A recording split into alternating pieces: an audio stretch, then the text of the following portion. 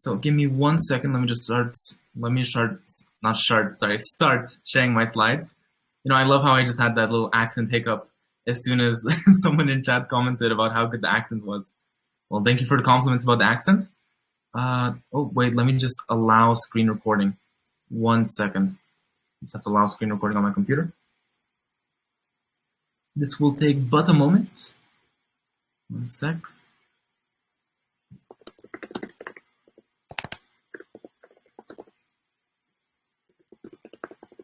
Yeah, I've never actually used screen sharing on Telegram before, but hopefully it should be fine. So let's just allow. Oh, wait, 1 second. I'll be right back. Apparently I need to quit Telegram and then reopen it in order to use screen share. So I'll be right back.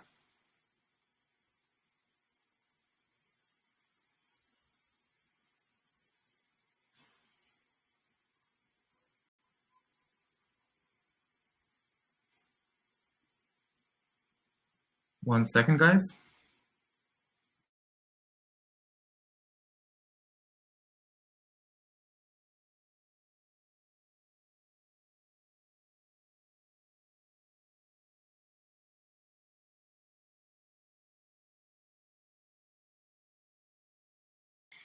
All right, hey, can you hear me? Asabek, your microphone is off. Okay, thumbs up. That's good. That's good. Let me just try to share my screen now. Okay, now I can share it. Now I can share my screen. Awesome. So please do warn me, guys. By the way, if my talking is a little bit too fast for you, just because I do have the issue sometimes of talking a little bit too fast. So yeah, let me just try sharing the screen right now. Right? Present. Okay, great. So does everyone see the full screen right now? I'm gonna look through my phone. So just put in chat if everyone can see my full screen.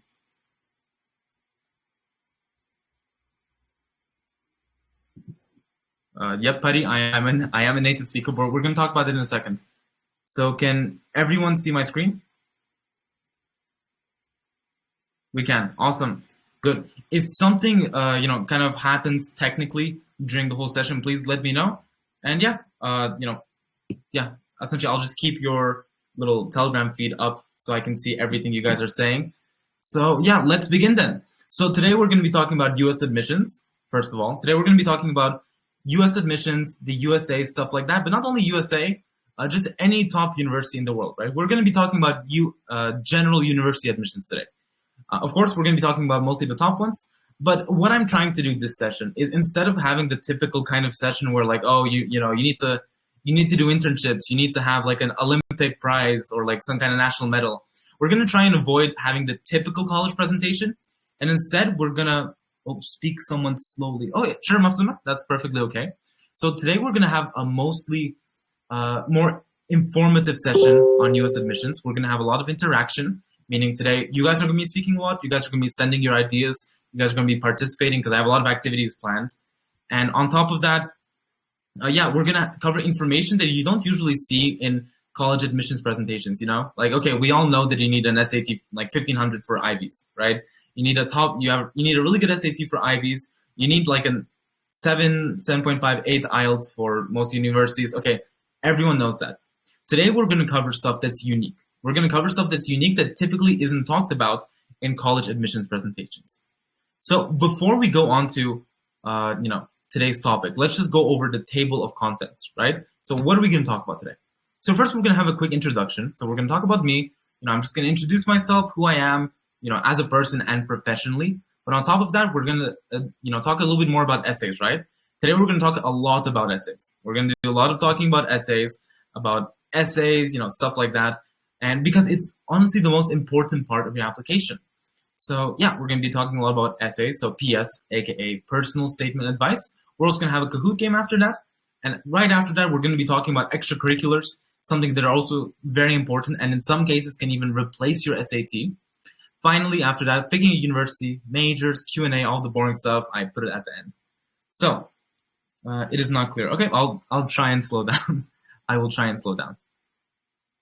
So who am I? Let's just go over me a little bit. If you don't know me. So a lot of you guys might know me from the lectures I do. Some of you guys might know me from my interhouse lecture, my CIC lecture, even maybe my Al-Khwarizmi lecture when I was, when I was presenting with Freshman Academy. But essentially, my name is Sanjar, right? My name is Sanjar. You might notice my accent is a little bit different from the typical kind of English accent here. And that's because of, I'll talk about that in a second, actually. So let me just introduce myself. I'm Sanjar, right? My name is Sanjar Umar. I'm an incoming Babson freshman. Incoming meaning I actually took a gap year after I was admitted to Babson. So I was admitted to Babson, got full ride, I got everything good, but I still decided to take an academic deferral, aka a gap year. That just means I'm going to take 1 year off before I go to Babson, and then I'm going to eventually go. So, what do I do professionally? So I'm an IELTS teacher at Freshman Academy. So if you go to, if in the last 3 months you've taken an IELTS course at Freshman Academy, I was probably one of your teachers. On top of that, I also do private consultations for admissions, just for university stuff like that, just to help out people and make sure they get into those top unis. And finally, I think this is the most interesting part about me as a person. Not me as a person, but like about my kind of like professional profile. I was able to get into Babson College. So Babson College, Georgetown, Qatar, as well as King's College, London, all at 15 years old. So yes, I was 15 years old when I got into Babson College, which is ranked #1 in the world for entrepreneurship and number 10 in America as like the 10th best college of America. I got into Georgetown, Qatar as well. And finally, I got into King's College, London, all at 15 years old. So you might be asking me, okay, how did you do that at 15? Why 15? Why so early? Well, we're going to talk about that in a little bit. But yeah, that's essentially it about me. Now let's go on to too easy to understand. Okay, some people are saying too easy to understand. Some people are saying too hard to understand. But essentially, a little bit more about me and my profile. So essentially, I lived in America for a very short time, actually. It's very weird how I still have this accent. But in reality, I only lived in America for about 4 years. So when I was 4 years old, I already left America. Since I was 4 years old, I've never been in America. But yeah, essentially, I used to live in America until I was 4. And ever since then, I've been kind of traveling across the globe. I used to live in China for a very long time. I used to live in Turkey. And, for the last about 5 years, I've been here. I've been in Tashkent, Uzbekistan. And yeah, I've barely left since then. So that's probably why my accent is a little bit different, just because I lived in America, China, Turkey, and finally Uzbekistan. So what happened? Well, let's talk about that in a second. So now let's go on to our next part, which as you know, I'm a business major, right? I'm studying at Babson College at an with a business major in an undecided specialization. So how Babson College works is that essentially at Babson we all have one major. So we all have a Bachelor of Science in Business Administration, but every single student can take a specialization for that major. This is essentially the major system, right? And my major is currently undecided, actually, because anyone who gets into Babson College, their major is actually, or their specialization is actually automatically made to be essentially undecided. So I'm not actually sure what I'm going to be studying yet, but it will be something to do with entrepreneurship. So here's the here's the interactive part, our first interactive part, right? So make sure your fingers are ready to type, you're ready to speak. So this is a very general question. Why business? So I want to raise of hands right now, or just put in chat a little plus if you're planning to do a business major or something related to business or maybe economics. Just put in chat right now. I can see your guys' chat. If anyone is doing business, economics, something along those lines. All right, we have Pari. Not even close. Engineering. Okay, Bahreddin's doing engineering.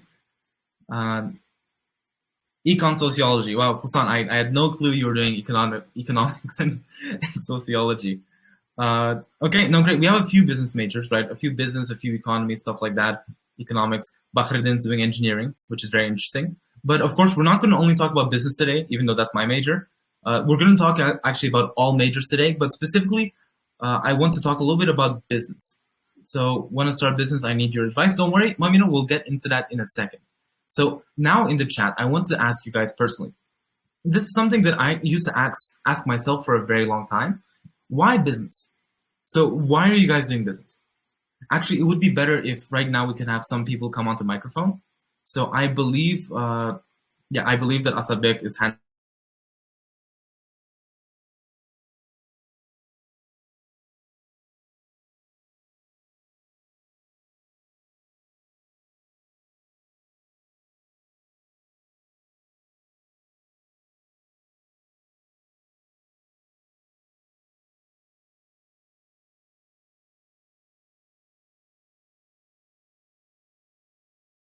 Anca kadar yana problem bola zaman başlamış.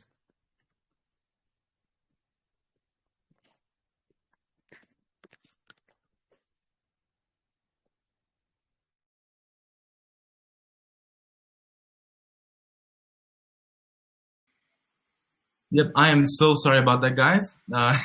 Apparently, when you go into Telegram from your phone and into the same, live stream, it actually removes you from all other live streams. And I didn't know that, so sorry about that, guys. But yeah, let's just go on to the quick question, right? So my first question is, okay, to the people who said they're doing business, economics, and stuff like that, please raise your hand. So just press the speak button in the Telegram chat, in the live stream. Just raise your hand and tell me why you want to do business. Why you want to do business or economics? I'll give It can, them access if they raise their hands. yeah, exactly. So Asadek will give you the permission to talk if you raise your hand. So, just tell me now. If, there are so many people doing economics, business, stuff like that, you guys must have a good reason, right? You guys must have any reason. It doesn't even have to be good. And then I'll tell you my reason why I'm doing business. So yeah, let's just have a raise of hands. Go ahead, guys. Raise your hands in the chat. Why you want to do economics or business?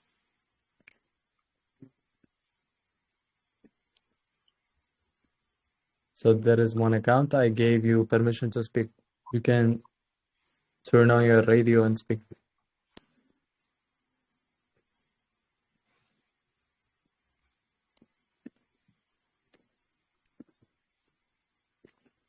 As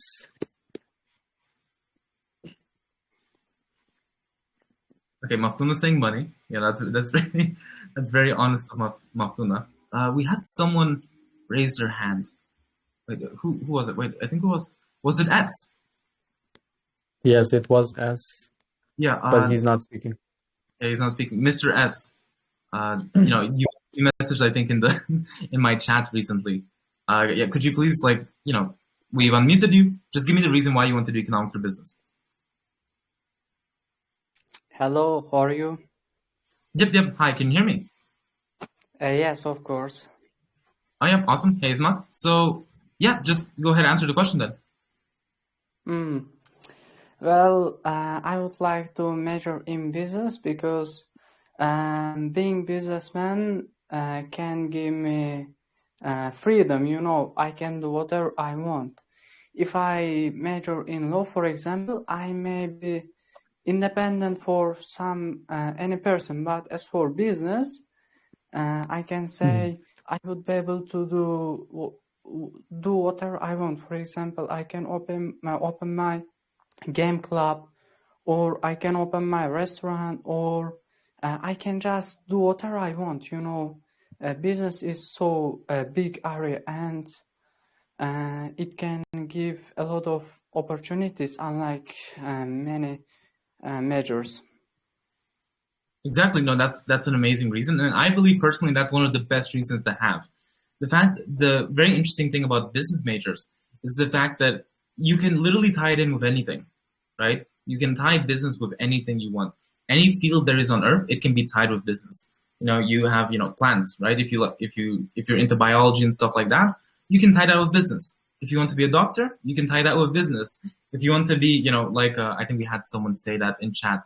If you want to be an engineer, then you can also tie that with business, right? So that's all about, that's all about the freedom. Do we have any other volunteers? Oh, we actually have a counter argument here to Ismat's point. Freedom is the last thing you get doing business, from my experience, of course. Okay, you don't really. The person who said that doesn't really have like a name, but they do have like a little dot. So I just want to, if that person wants to raise their hand, I'd be interested to hear your own opinion.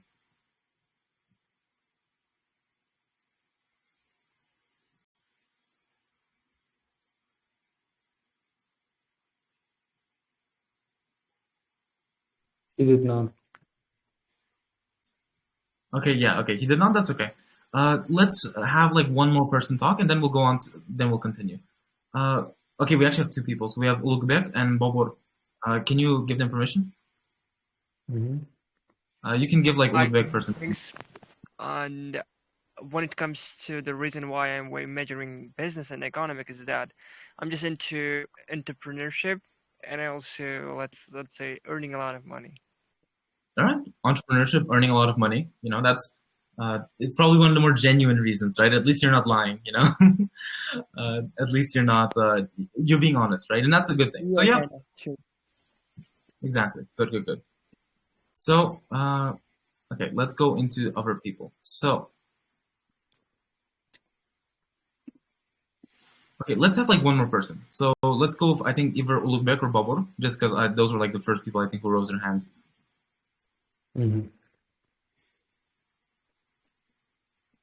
But now their hands are now raised. Oh, they're unraised. Okay, well, just you can give it to any person who has their hand raised.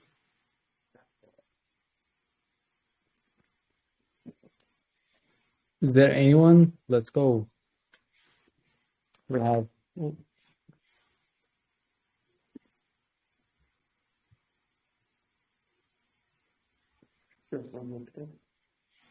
There's a lot of people who have their hand raised. If you just like go down a little bit, at least on my screen. I gave to Marcianka. Okay, let's have it from the last person. Marcianka, you can, like press the little unmute button and speak. Athena, the question is like for anyone majoring in business or economics, why are you majoring in business or economics? So that's the question. The question is, if you're majoring in business economics, why are you doing it? Assalamu alaikum. Yep. Hey, we can hear you. I'm not majoring in economics and business, but this year I'm applying and I am confused about these two majors. So Yep. I just wanted to ask which of this is the best for entrepreneur mindset. I just want to ask this. Okay, yeah. So for let's say entrepreneurship, in general, business would be a little bit more better. Why? So the reason you do business, the reason you do a business major in general is just because of the usage and the practical experience you get. A big issue with, let's say, doing business independently or by yourself is that you just, first of all, can't get the knowledge. Second of all, you can't get the experience. It's a little bit hard to get. So if you're doing entrepreneurship, I would definitely suggest doing, let's say, business instead, because economics is more focused on, economics itself, right?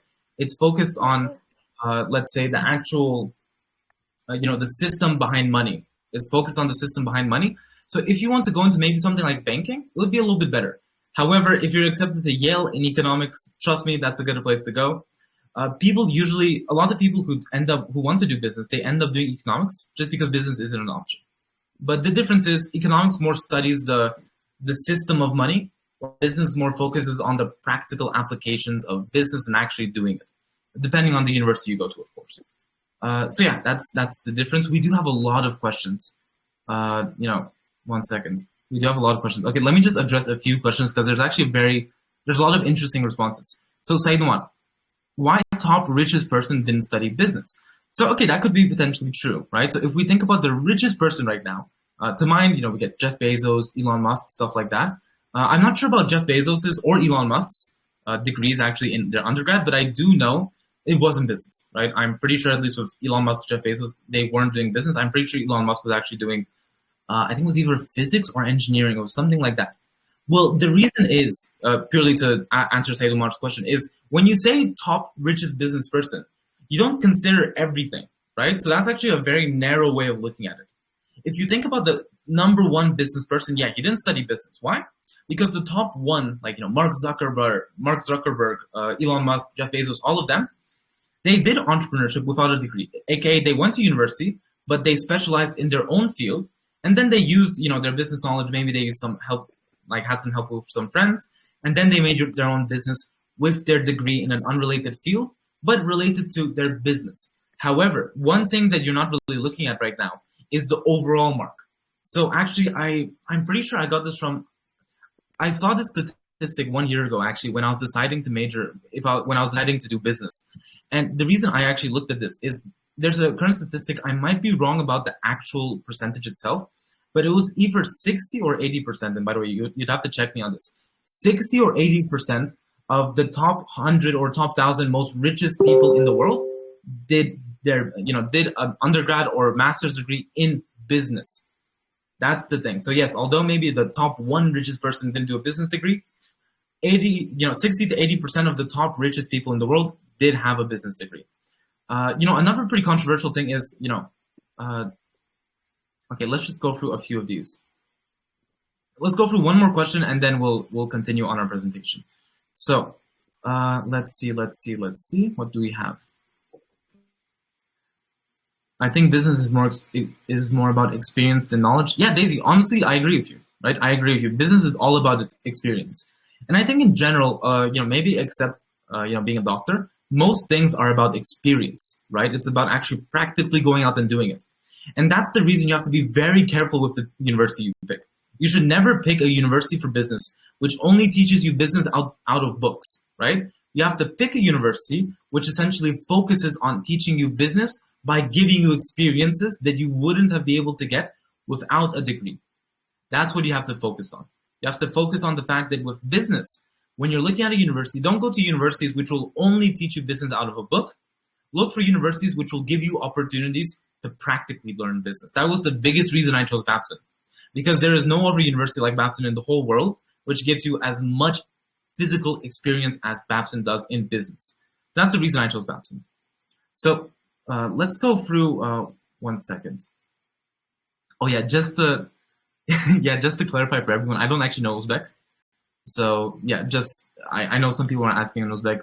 Please use like a translator maybe, or you can use Russian too. I do know Russian. So I'll get to all the questions at the end in our Q&A. So let's just go into let's just go into like our actual slides. So I'm really sorry about all the questions you guys have. We will come back to them. However, at the same time, we do have to continue on with the slides, or else Abek won't be very happy with me, right? So let's go on with the actual slides. 1 second. Let me just share my screen. So now that we've kind of talked about, why business, why even do business, let's go on to, the more interesting parts about, let's say, wait 1 second. Let me just open the chat for my phone. 1 second. Here we go. So awesome. Here we go. So let's talk about our next thing, which is more related to applications. So if you follow my channel, you already know the answer for this question. However, I want to, pose this question to everyone.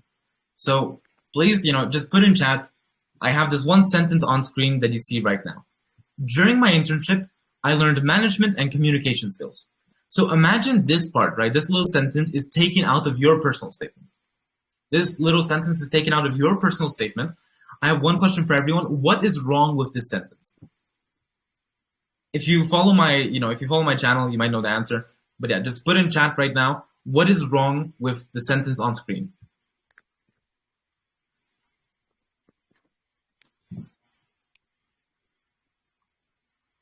Well, I think. Oh yeah, go on. Can I speak? Yeah, of course, go ahead.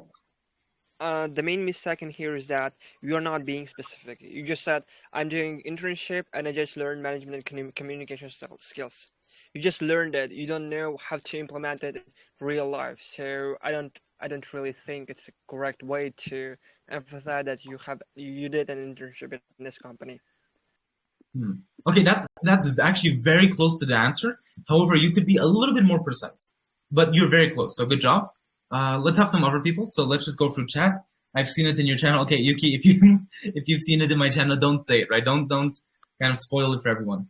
Okay, yeah, I think a lot of people actually know. So sentence structure, you're just telling, not showing. Yep, show, don't tell. So I assume most of you guys follow me in my channel, probably because you had to follow my channel to be here. So in that case, let's just go over it. Yes, the answer is show, don't tell. So, the person who came on the microphone right now, I didn't see who it was just because I'm using the presentation. But essentially, the biggest mistake with this sentence is when it's in your personal statement. Let's just be honest, right? Let's be completely honest. If an admissions officer is reading your personal statement, right? He's reading about how you're such a good student, how you're so knowledgeable in business or in engineering or in computer science. And then they read this sentence. They read, during my internship, I learned management and communication skills. Let's be completely realistic. They will not give a single damn about this sentence you wrote. They will not care a smidge about your internship. They will not like care at all. Why?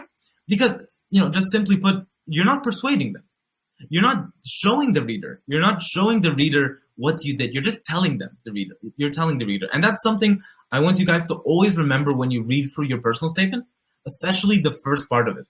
So remember, whenever you do, let's say, this kind of, sentence, you have to remember, do not tell the reader what's happening. So instead of telling the reader, oh, during my internship, I learned management, communication skills, stuff like that, instead of telling them, show them.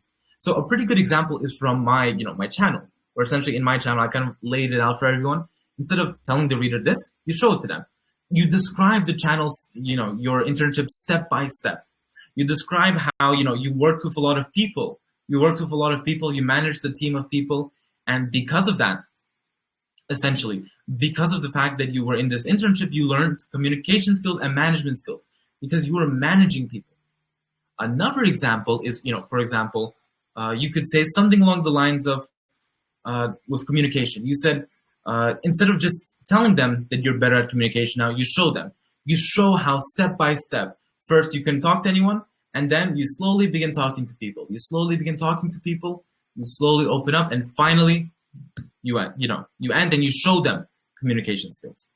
So that's the biggest issue with this little sentence, right? The biggest issue with this little sentence is the fact that essentially, let's just be honest, it's very hard to be convinced by this.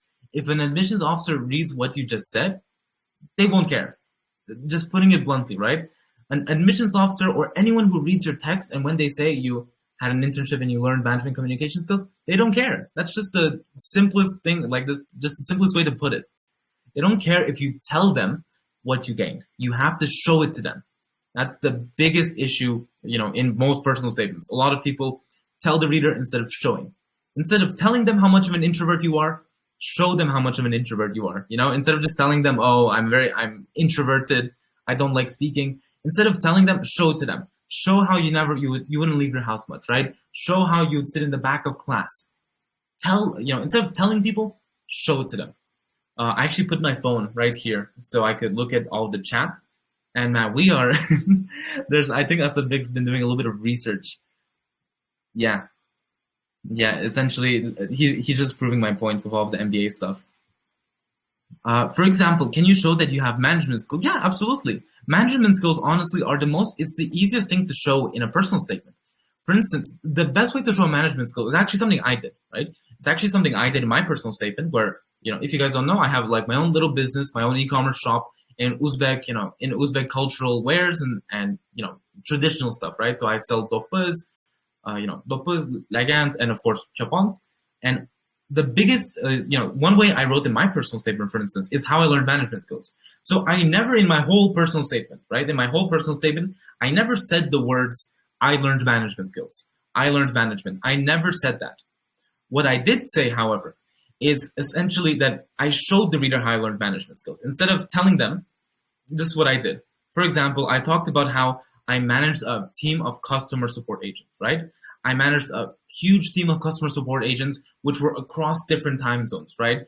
Some of them were in America, some of them were in Canada, some of them were even in China. And across all of those time zones, I had to manage each one, right? I had to manage how each one, worked at this time, each one worked at this time. And I described the whole process, right? I described how each and every day I would get up early. I'd get up early to make sure everyone was working. I described how when there was a conflict, I would manage it properly, how I would help them kind of get past the conflict. And that's how you show management skills. You show management skills, right, by just showing you managing people, right? Managing people or managing maybe a business or managing some kind of organization. Let's see what we have. Hello, sir. Can you share all participants' channels? Okay, that's also good. Okay, that's from also good. So, okay, let's move on then. Let's move on. So now let's go into a little bit more about essays, right? So let me just move my chat. So essentially, here we're gonna talk about all of the main things you need to know about essays. This is usually stuff you don't get in most, you won't find mostly in most, college admissions, webinars and stuff like that, just because people don't really talk about it. However, it's something you always have to have. So first of all, show, don't tell. We talked about that, right? Instead of showing the reader, you tell them. Oh, wait, sorry, other way around. Instead of telling the reader, you show them. Show the reader, don't tell them. Second thing is, let's talk about narrative structure later. What I want to talk about now is multidimensionality. So multidimensionality, it sounds very complicated. It sounds very, it sounds a little bit too complex compared to what it actually is. So, as we know, we have a few people in chat right now, right? You guys were talking about how you guys were doing engineering, engineering, business, stuff like that. So I want to go to let's just go back to everyone, guys, right? Let's go back to everyone right now, and let's talk about your majors. So right now, I know we had a few people, I think even someone was doing biomedical engineering, or it was something to do with biology. But essentially right now, I want you guys to put in your majors in chat. So put your majors in chat, and I'm gonna give you guys a few ideas about your personal statements. So everyone, please, in chat right now, just put in your major, right? Put in your major. It's not hard at all. Literally, I mean, how many of you guys are there? There's over 130 of you guys, right? It's very easy for all of you guys just to, type a few words in, tell me your major, right? So let's go over it. Okay, Bahreddin is doing mechanical engineering. Okay, that makes more sense. Okay, Bahreddin is so kind of passionate about mechanical engineering. He put it in 3 times. 3 times. Wait, let's see if he puts it in a 4th time. Okay, Bahreddin is very passionate about mechanical engineering. He's put it in 5 times. Okay. Okay, Bahreddin definitely wants to be a mechanical engineer. Okay, let's look at other people. So we have a lot of business, international business from Jawahar. Okay, business, economics, CS and econ from Jamshid, computer science from Kamran Bek, biology and genetics from Shahrizoda. Okay, that's interesting. Genetics especially, that's cool. Bahreddin, yet again, mechanical engineering.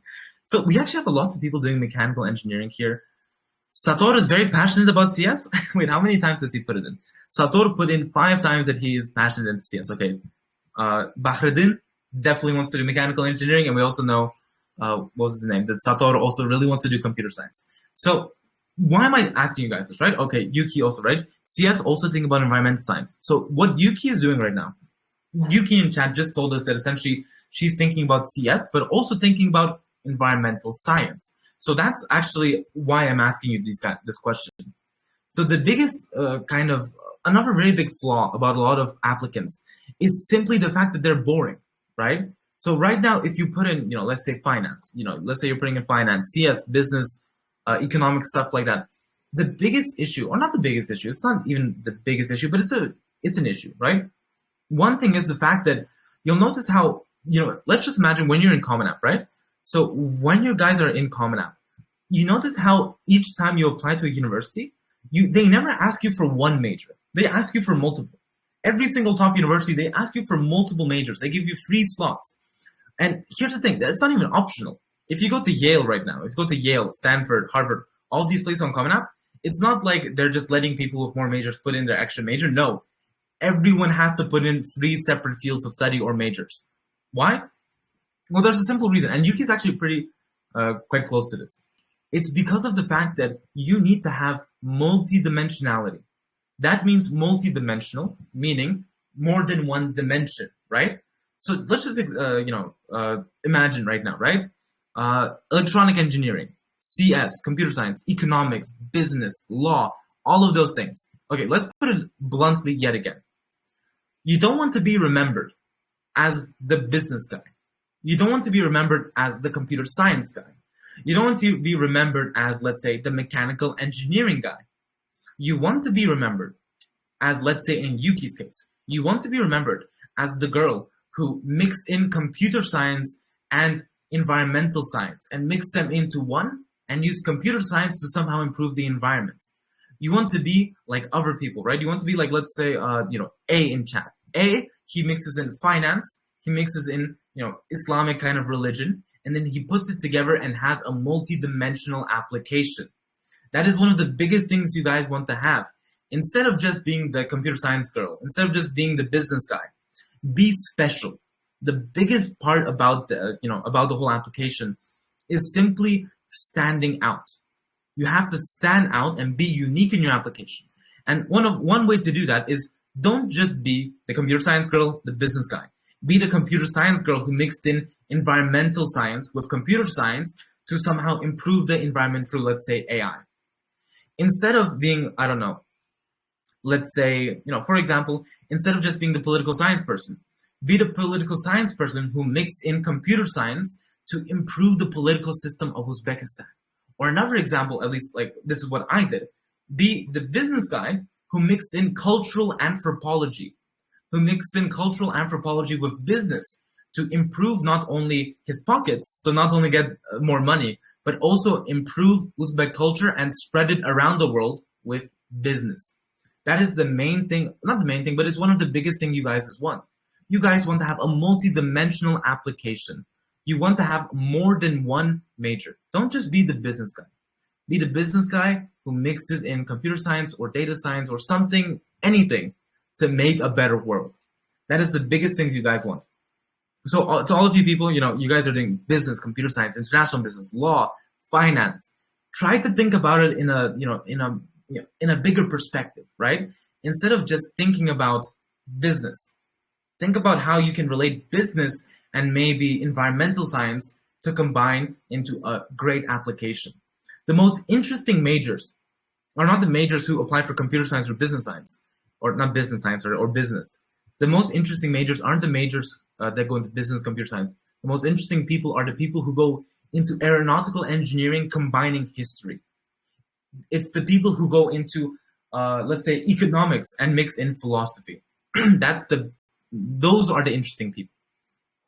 Remember, this whole college application game, it's all about being unique. That is the main thing you guys want to be. You guys want to be unique. You guys want to be special.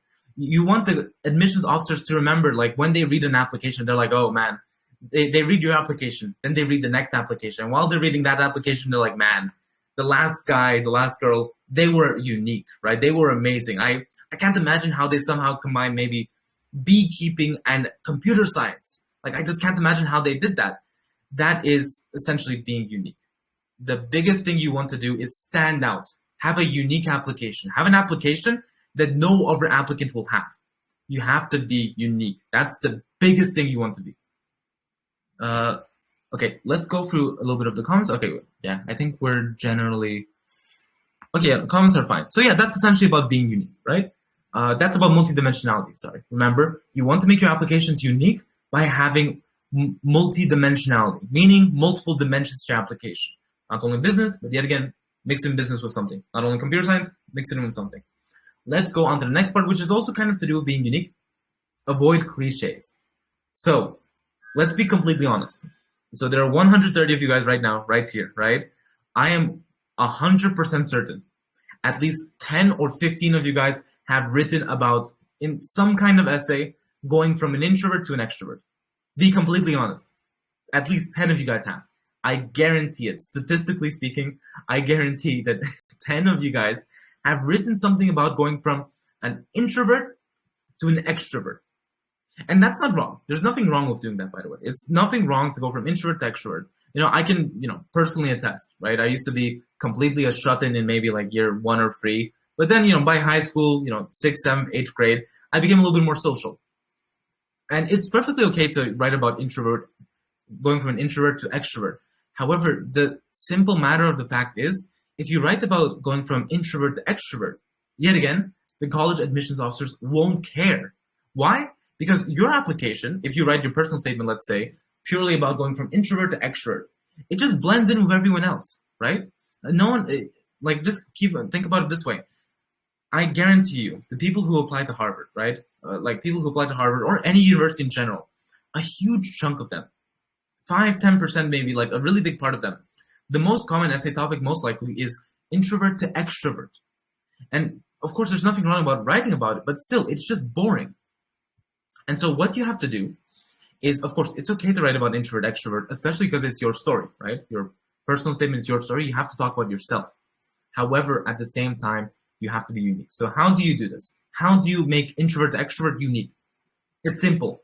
You describe the process. What about writing about life challenges?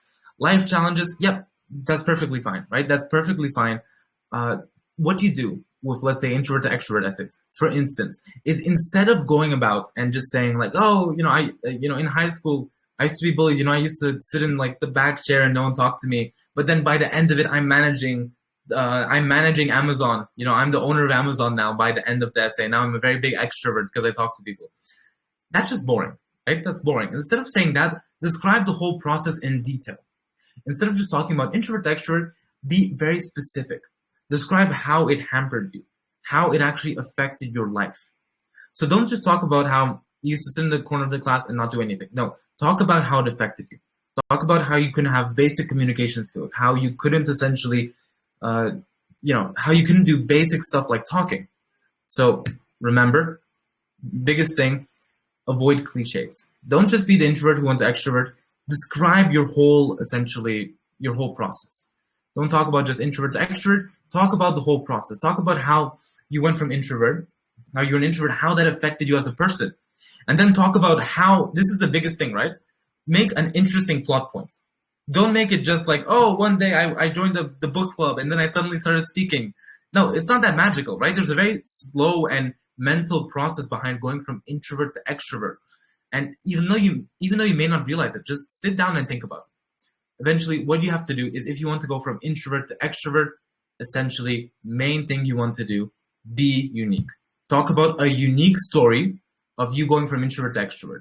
Just to clarify, and I see Abbas back there, essentially being honest about essay equals breaking someone's essay that took 3 months. And I see like 4 people like that, right? And by the way, it's perfectly fine. Let's say if I'm saying that your essay is horrible right now. No, I'm not saying anyone's essay is horrible right now. I'm just being realistic, right? I'm showing you that talking about introvert to extrovert just isn't unique. However, you can make it unique. The essays you spend 3 months on, you can definitely make those unique, and you can definitely make those special. The way you do that is just simply describing the process, right? Describe the process, describe the challenges you faced, and don't tell the reader the challenges you faced. Describe it. Describe how you were isolated from the whole school, right? Describe how, let's say, as an example, you couldn't even go to the store. You couldn't even go to the store and buy stuff because you were just too terrified to talk to the seller. At the end of the day, introvert to extrovert, it's okay to write about, but if you write about it normally, you're gonna be boring. I'm telling you now, your essay will be boring. However, if you write about the process of you going from introvert to extrovert, if you describe the challenges you faced, it will be interesting if you describe it properly. Okay, whoever's managing the SAT marathon discussion like admin accounts just called Ismat's idea boring. Let's not be too brutal here. It's okay. So Ismat, just to clarify, it's okay to write about your challenges, and the whole point of essay is essentially writing about challenges, right? The whole point of the essay is to write about the challenges you faced. However, just describe it step by step, right? Just putting it like in the most simple terms possible. Describe it step by step and make it persuasive. Make the reader actually want to read more. And we're going to talk about that in a second. So the biggest issue of all these cliches, right, is being unique. You can write about introvert to extrovert, but life challenges are so hard to convey. You might be thinking, how do I convey essentially in only 650 words? Because think about it this way, you have to convey your whole life, or like a big life experience you had in only 650 words. So you might be thinking, okay, how do I convey this? How do I avoid being boring and talking about introvert to extrovert? Or how do I avoid being boring about showing my life challenges? The answer is simple. So actually, before we get into that answer, I'm going to answer questions just so you guys are kind of like on the edge of your seat waiting for the answer. So, okay, DTD says, the interesting part is that I wrote about a personal statement. I wrote a personal statement about becoming extrovert from introvert, but didn't know everyone wrote about that. It's perfectly okay, by the way, to write about that. It's perfectly okay. It's just the way you tell the story. If you're unique about your story, if you talked about it in a special way, in that case, it will be a good essay. It will be a good essay. So DTD, don't worry. Even if you wrote about that, it's easy to make it a good story. You just have to talk about or convey the story properly. And now we're going to talk about how you convey that story properly. Essentially, right now we're going to talk about something called the Hollywood movie structure. So I want pluses in chat right now, guys. Pluses in chat, all 130 of you guys right now. Pluses in chat. if you know the Hollywood movie narrative structure, just put in a plus in chat. If you don't know the Hollywood narrative structure, put a minus in. Listen, whoever's managing the marathon account, you don't have to put so many pluses in. Ismat, you don't have to put it in 2 times. Okay, guys, everyone just put a plus in once or a minus in once.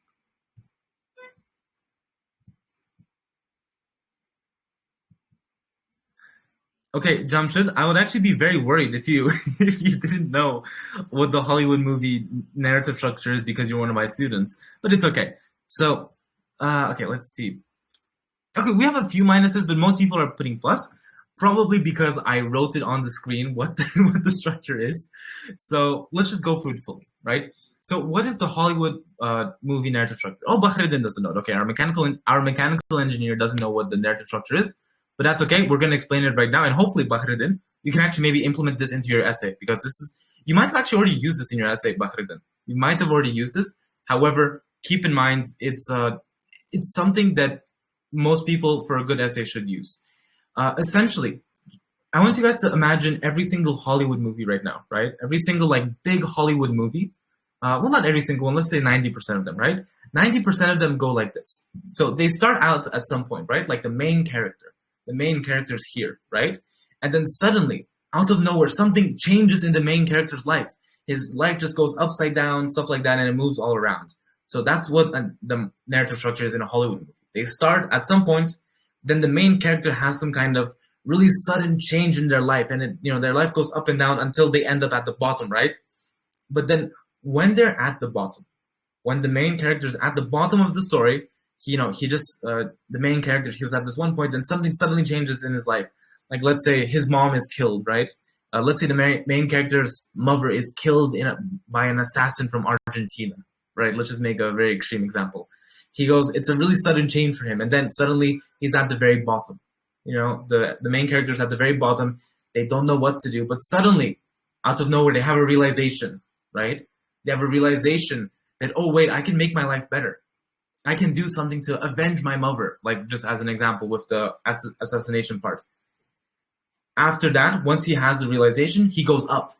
He does something about that realization. The main character realizes something, and then they go up. They realize something, and then they do something about it. They take an action, and then they go up, and finally they conclude the story with a happy ending, sometimes with a sad ending, but usually a happy ending. That is what essentially is the Hollywood movie narrative structure. And it's actually something that most people with successful essays write. Whenever you write an essay, and I know this might contradict my unique point in a second, but I'm going to explain why. So when you write an essay, instead of just writing about, oh, I was very introvert, now I'm extrovert, yay, instead of just writing about that, write about the process. So first you were an introvert, right? We call this the background.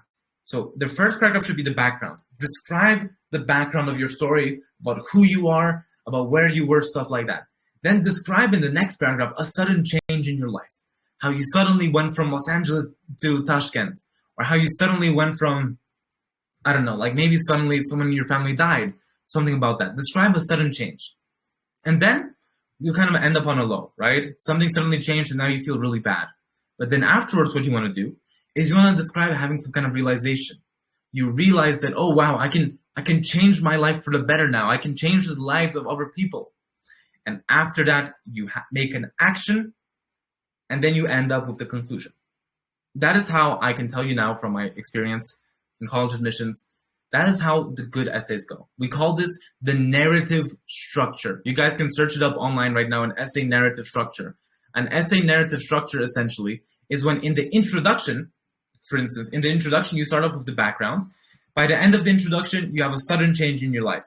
Then in the main body one, you kind of have, you're at the bottom, right? You're at the bottom, you had some kind of sudden change. Then by the end of main body one, you have a realization. You realize, oh, wait, I can do something about this. And finally, then you have the most important part of your essay, the action, what you do about the actual problem. That's one of the most important things. So whenever you have, let's say, you have a realization, whenever you have a realization, always do something about it. do something about it, write about what you did to kind of work with that realization. Then finally, once you make that realization and you do something about it, then you go to the conclusion. Just remember this. Essentially, the introduction should be the background of your story. By the end of the introduction, you should talk about the sudden change. Then in main body 1, you want to talk about how you went, like what happened after that change. Then by the end of main body 1, you want to talk about, you want to talk about your realization, how you realize you can change something. And then after that, in main body 2, you write about your action. You write about what you did to exactly, to change your life, what you did about that realization. And finally, the conclusion is just to kind of talk about what you learned. So yeah, that's essentially it. I know this was a lot of speaking right now, but essentially these are the most important parts you want to remember about the personal statement. Personal statement and any good essay you write essentially has to have a few things. First of all, you have to be unique.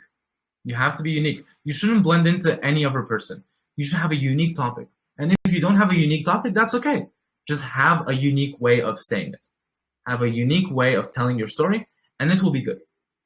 Second thing you want to have is, of course, the narrative structure. Now, the narrative structure is never a requirement, right? Although I personally believe, and from what I've seen, it's the best structure to use. It's never a requirement, but it's the best structure to use. Why? Because just psychologically speaking, it's the structure which keeps the reader on like the edge of their seat, It's the reader that essentially, it's the type of structure that when you write in this way, it always keeps the reader engaged. Like he always wants to, read more. So although it might kind of contradict my point of, let's say, being unique, think about it this way. So you might be asking yourself, okay, if you're telling us to always use the narrative structure, aren't you kind of contradicting yourself, Sanjar? Like, aren't you being a hypocrite? Because you're telling us to always use this, but then you're telling us to be unique. That's the main thing. So I want you to imagine a person, right? Imagine a person. What's unique about the person isn't, let's say, his skeleton. What's unique about the person is the skin he has, the brain he has, the personality he or she has, and finally their soul. Those are the most important parts of, about people. How people, wait 1 second. Sorry about that, guys. So the most important part about people isn't what's inside, isn't like their skeleton, right? The most important part about them is what's outside and what's inside. Their soul, their personality, stuff like that. Essentially, with essays, it's the same thing. So imagine the structure, the narrative structure, as your skeleton, right? It's the skeleton of people. Now, we know that if people are walking around, we don't care about their skeleton. What we care about is their personality, their soul, and their meat, right? So that's the most important thing. Essentially, with essays, using the narrative structure is like using a skeleton. It's a good skeleton through which you will convey your unique story. If you convey a boring story through the narrative structure, no one will care. If you convey a unique story, it will make it even better and the best it can be. Of course, there are other types of skeletons for essays, like let's say the montage style. And there's no rule that you only have to use narrative, but I personally believe narrative is the best. Okay, let's go through a few questions here. So I think Asad Bek is currently I think Asad Bek is selling the recordings right now. DTD, unfortunately I couldn't find any information about this SAT. Oh yeah, so I realized I didn't mention this to anyone. If you guys want to know a little bit about my SAT, my statistics, stuff like that, pay me $10. I'm kidding. My SAT is 1450, so I have a 1450 SAT. My English was 730 and my math was 720. I believe it might have been interchanged. It was 730 English, 720 math, and I had an 8 in IELTS. So yeah, my math was my math was my Achilles heel. It was the weak part about my whole application. But yeah, that was my SAT score. It was a 1450 with a 730 in English, a 720 in math. On top of that, I also had an 8 in the IELTS, but I didn't actually use my IELTS in my application. I only did the IELTS so I could, have some professional opportunities, essentially. So yeah. Okay, also Beck is quite eager about purchasing the session. Also Beck, honestly, you could just record it, man. Why are you going through all of this? But yeah, I mean, actually maybe you're not allowed to record. Did you apply with SAT? Yeah, I did. I did apply to most of my universities with SAT. For Babson College, I applied with a 1450 SAT. For Georgetown, Qatar, I applied with a 1430 because I just couldn't be bothered to update my score. Honestly, I just sent the application. I didn't really care about it. But yeah, that was it, right? So I applied to most places with 1450. Okay, what else do we have? Okay, we have a few questions. This session is mostly about business. Yeah, it seems like there's a lot of like, you know, a lot of, you know, as we say in Russian, targovля, you know, a lot of negotiating going on right now in the chat. I feel like okay, also Vic is quite eager to also Vic is quite eager to go through what you call it and buy Guzarxon's essays. It's a little bit ironic how you're so eager to buy the essays, but you have the most Andrew Tate pictures I've ever seen in a profile. Okay, that's fine. So let's go on then. So essentially, we've talked about all of the essays, right? We've talked about all of the essays, about how to make your essays unique. Now, I want to do something a little bit more with essays, right? I want to do something a little bit more with essays. Okay, so what we're going to do now is, wait 1 second. Game time. So I want you guys to please stop arguing about buying the damn recordings from these, you know, from these sessions. Honestly, just record them yourself. We don't care. So please stop arguing or negotiating about, let's say, what you call it. Okay, oh, god damn it. Okay, Afina said Andrew Tate sucks. Listen, let's not talk about politics right now, please. What we're gonna do now is we're gonna have a game. We're gonna have a game. Let's just stop negotiating and talking about politics in chat right now. So what we're gonna do now is we're gonna have a competition. So we're gonna have a competition right now. So I'm sure all of you guys know what Kahoot is, but if you don't, essentially what happens is I'm gonna share you. Wait, let me make sure you see my screen. Okay, you guys see my screen. Perfect. So what I'm going to do is, essentially, I'm not going to go in here yet, because if I go in here, it's actually going to show you the answers. But essentially, what's going to happen is we're going to have a competition right now. We're going to have a competition between everyone in this room. Wait, let me just, 1 second. Let me just stop my screen share. Okay, I have no clue how to stop the sharing. Wait 1 second. Let's see. How do I stop this? Okay, I have no clue how to stop it. I think it should be fine. Hopefully you guys won't see. Oh wait, here. Stop sharing. There we go.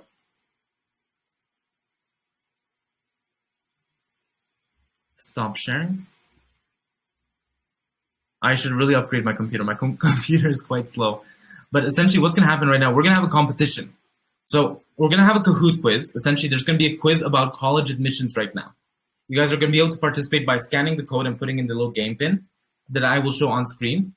Once that happens, the winner of this competition will get 1 free admissions consultation from me personally. So from me, you guys will get 1 free admissions consultation if you win this game. So the person with the first placement in this whole, like, out of all 120 of you guys, the person with the #1 placement will win a free consultation for, you know, admissions, right? It will be 1 hour. You'll have 1 hour with me talking about anything you want. So let's quickly go into the Kahoot game right now.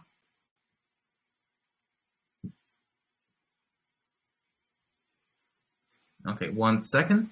Let me just save this and then we can begin.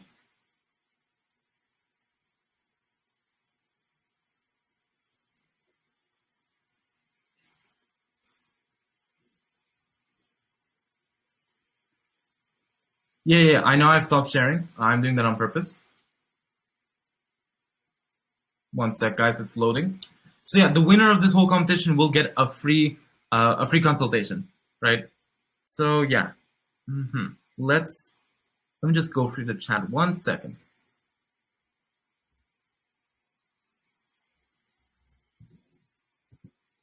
All right, here we go, classic mode. Oh wait, here's the issue, right? I believe this is up to 40 players. So thing is, okay, I'm gonna send the code right now, but only 40 of you guys can actually participate. That's the issue. Only 40 of you guys can participate in this. So because there are 120 of you, that means 66% of you guys will not be able to participate in this. So it is first come, first serve.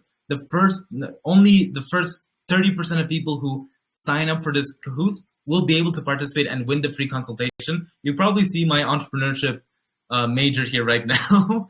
So yeah, essentially, if you guys want to win the free admissions consultation, sign up as soon as you can because there are only 40 places out of 120 of you guys.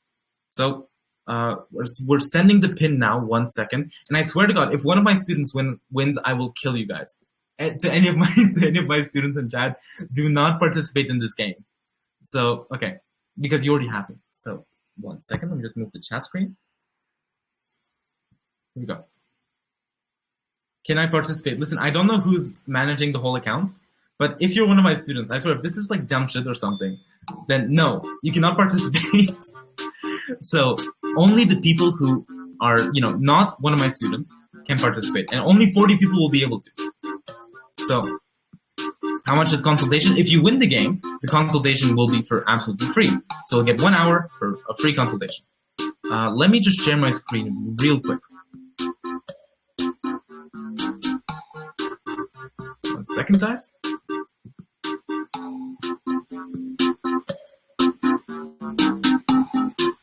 So the game pin is on screen. There's a game pin right here in the Kahoot. Just go to www.kahoot.it. It's on the screen right there, and put in the game pin or scan the QR code on screen. Once you guys do that, you'll be entered into the competition. You can just put your name in. Okay, we already have 2 people. So only 40 spots are available. Only 40 spots are available. Only 40 people out of 120 of you guys will be able to win the free consultation. So just join in as fast as you can.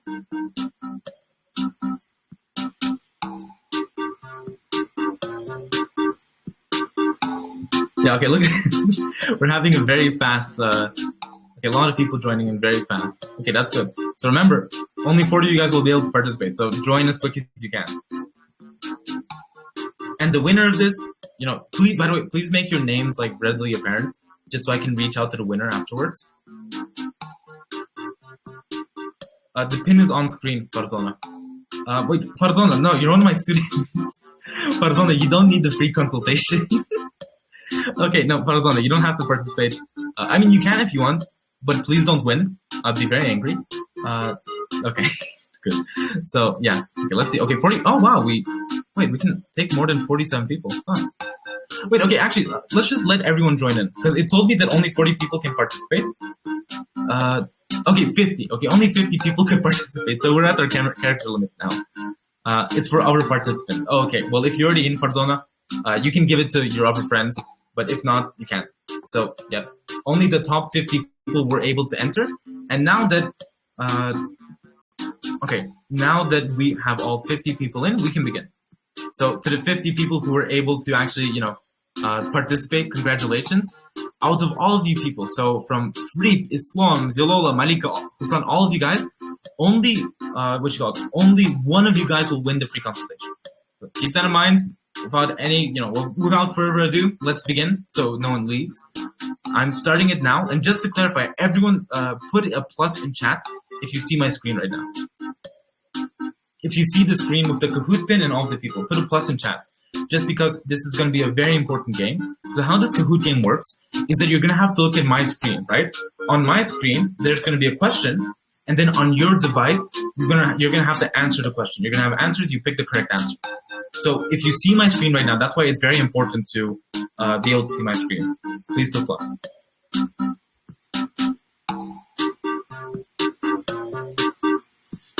It's blurry. That might be. I think that might be internet.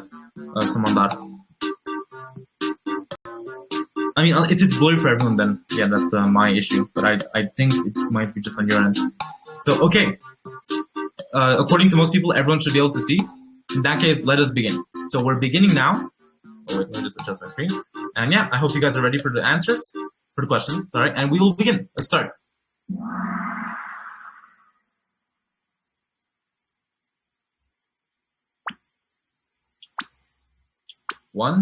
Let's begin. So first question. Which test is commonly required for international students in admission to many universities in the United States?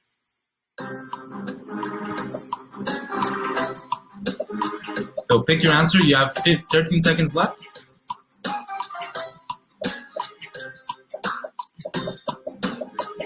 Six, 5, 4, 3, 2, 1, and we are done. 31 answers. And oh wow, okay, so most people actually got it incorrect. So then this was a little bit trickier.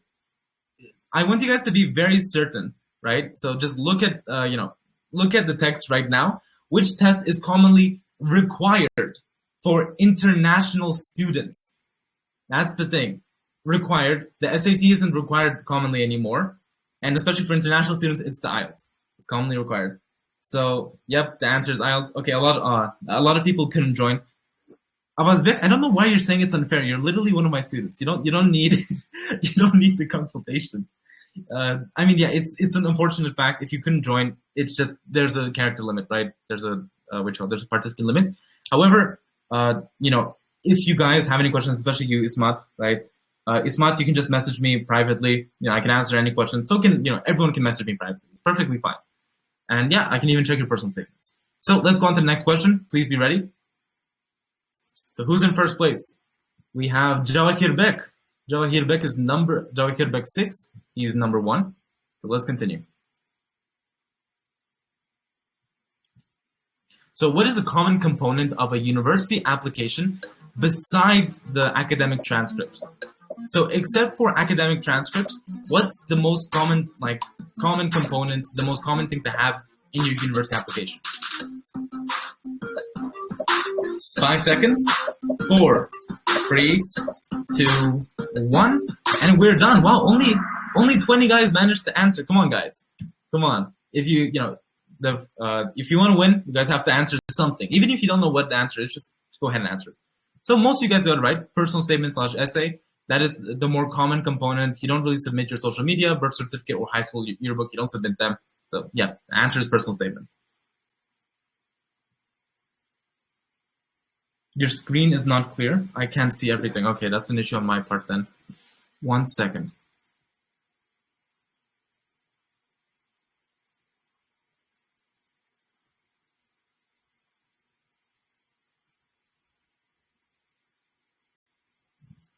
Wait, let me just try and make this a little bit more clear. Okay, I think it should be fine now. Okay, it's clear for Jamshid. If it's clear for Jamshid, it should be clear for everyone. If it's not clear for you, then it must be an internet issue. Just keep that in mind. But from what I see on my screen, it should be clear to everyone. So yep, let's go to the next part now. Everyone be ready. So be ready I'll actually read it out for you. I'll read out the questions, I'll read out the answers, just so everyone can hear it at least. Okay, awesome. So can you make it full screen? It will be even clearer. Oh wait, yeah, let me do the full screen. Okay, good. This should be as clear as possible. Can everyone put in plus that everyone can hear it? Please read with colors. Okay, I can do that. I can do that some of that.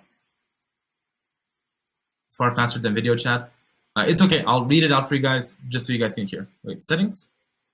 Okay, wait. Can I make it a little bit longer? Okay, I cannot. Okay, in that case, let's just continue. So I will read it out for everyone. Okay, Jawahir Bek is still in the lead. Jawahir Bek is still in the lead. So it looks like Jawahir Bek's winning the consultation, but we'll see, right? Okay, so number 3. What is FAFSA? What is FAFSA?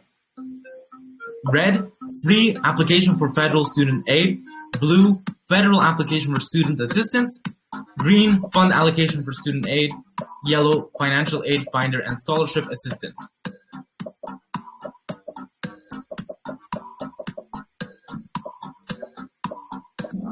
Okay, 30 answers. Okay, most people got this right. Most people got this right. The answer is free application for federal student aid. That was the answer. If you guys were able to answer, good job, right? I'll read out all the options on screen just so it can be perfectly audible.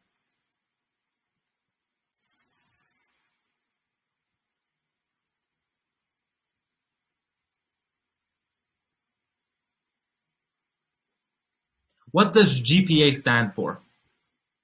What does GPA stand for? Graduation Preparation Assessment, red. Gradual Performance Achievement, blue. Grade Point Average, yellow. General Program Admission, green.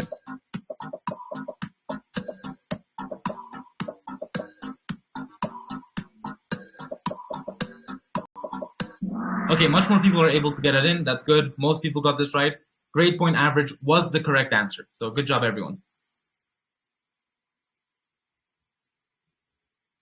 Okay, let's see who's. Oh no, Jawahir went down. Husan is on number 1 right now. So Husan's number 1, Gu is number 2, and Jawahir is number 3. Okay, let's see who ends up number 1. So we're at 5 out of 9. What is the maximum number of characters allowed in the common application essay? Don't go with characters, the maximum amount of words or characters, right? Red, 650 characters. Blue, 750 words. 2,500 characters or 650 words. Green. Remember, not just characters, words or characters. That was a mistake on mine.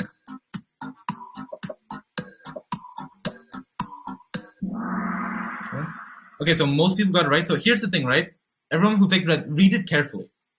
Read red carefully. 650 characters. Common App allows you to have 650 words, not characters. Characters are like a small little booklet. Words are essentially the full words. That's how much a common application essay lets you have. So awesome. Let's go on to the next one then. Let's just be a little bit quicker. So while our rankings are completely changing right now. So Rasul of JR.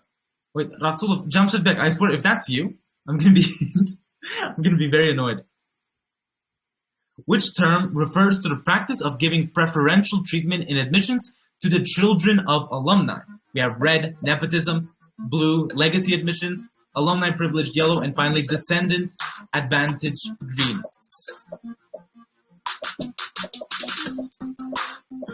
Can we not trade the answers right now in chat? That would be very useful. Thank you.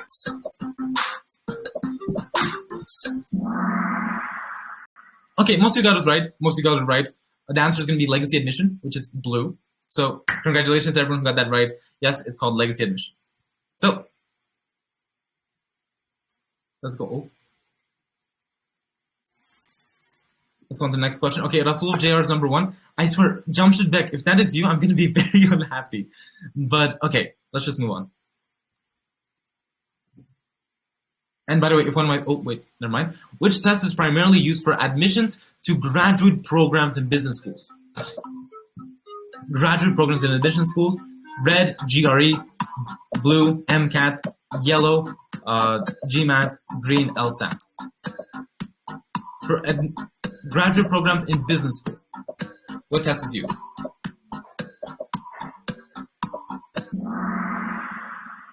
Okay, most of you guys got it right. GMAT, that is correct. Good job. Most of you guys got it right. GMAT, I believe it's a general management academic test, something along those lines. I don't remember the actual acronym. I don't even remember the acronym for SAT, but yeah, let's go on. So, scoreboard, Husan's number 1 yet again. Rasul of JR, I swear, if that's Jamshid Bek, I'm very happy you're number 3 now. But, if not, don't worry, anyone can win. So let's see. Ulugbek 111 is the highest climber, so he just went up 13 places. So far, Husan's winning. Let's see who will, who will be next. Which country's university have the term matriculation to signify formal admission and enrollment? So this one's going to be hard. This one's going to be hard. Which country here uses the term matriculation to mean like formal enrollment, formal admission? When you actually go to the university, which country officially uses this term? Okay, Jamshid Bek, of course that was you. I knew it. Okay, most people got this right. It was UK. Congratulations. So, okay, I'm very happy Jamshid Bek left. Okay, Husan's still number 1. Answer streak of 3. Okay, good. So let's go on to our final question now. This is the final question. If you guys, this is the final question. Whoever wins here will get the free consultation. So, what's the best college for entrepreneurship? Number 1, red, we have Babson College. Blue, we have Babson College. Yellow, we also have Babson College. And finally, with green, we have Babson College. Which answer is correct? Which college is the best for entrepreneurship?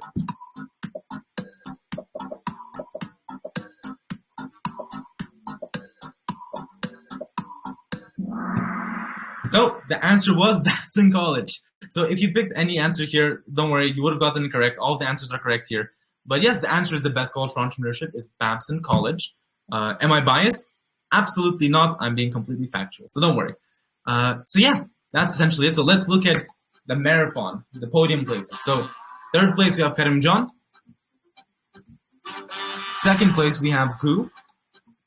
And finally, in number one place with 540, I wasn't quick enough to read it out, but Husan has just won the whole marathon, right? So congratulations, Husan. That better not be.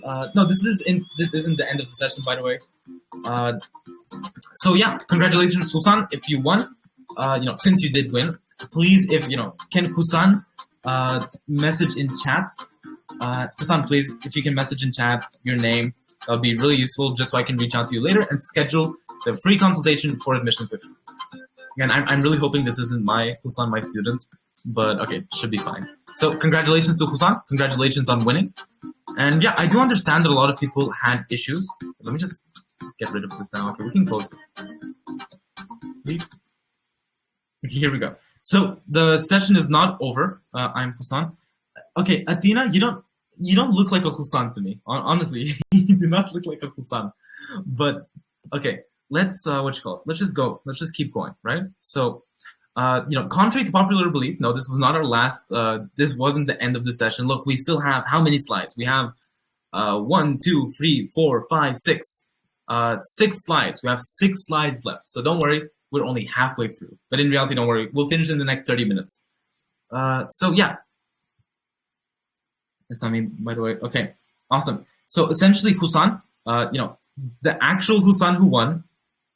Okay, maybe maybe I shouldn't have given everyone just say I'm Husan, because I think everyone is saying they're Husan now. But okay, real Husan, please message SAT, SATashkent. We'll schedule the free session together, the consultation. But anyway, let's go on now. So since I understand, a lot of people had technical difficulties here.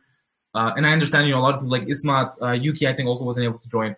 Because of that, it's perfectly fine. I understand that was a little bit unfair. So what I'm going to be doing now, and yet again, you'll see a little bit of my entrepreneurship major here right now. What I'm going to be doing is right now, let me just, 1 second. Let me just forward my channel. So what's going to be happening now is that after this, let's say, let's do it tomorrow, right? Actually, not tomorrow. No, Saturday. Let's do it tomorrow. So tomorrow on Saturday at 6 p.m. Tashkent time, tomorrow Saturday 6 p.m. Tashkent time, we'll be holding a second Kahoot for anyone who joins my channel. So let me just put it in chat right now for you guys. 1 second.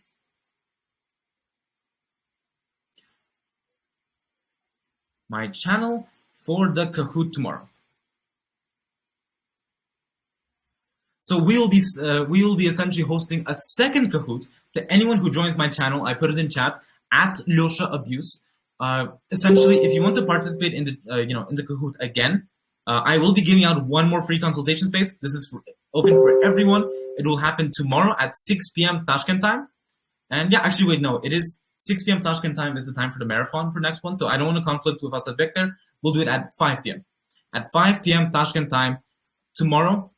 In my channel that I put in chat, we will be having another Kahoot for everyone who joins. The winner, actually not even the winner, the people who get first, second, and third place will win a free consultation. First, second, and third place will all win a free consultation. Because of that, join into my Kahoot tomorrow in my channel. You'll see it, I put it in chat right here.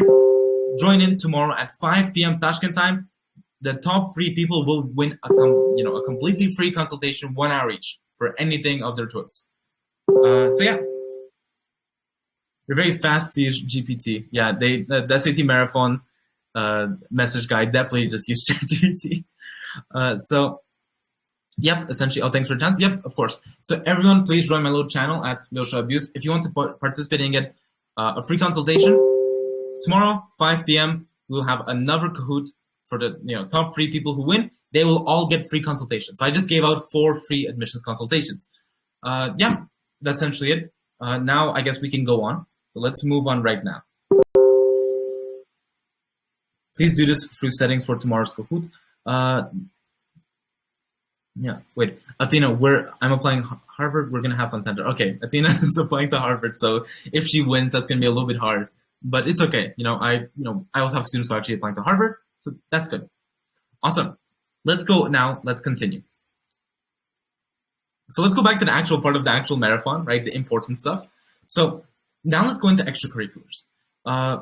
Could you just please put in chat, if you can see the screen right now, just full screen extracurriculars. If you can see the screen, put in a little plus.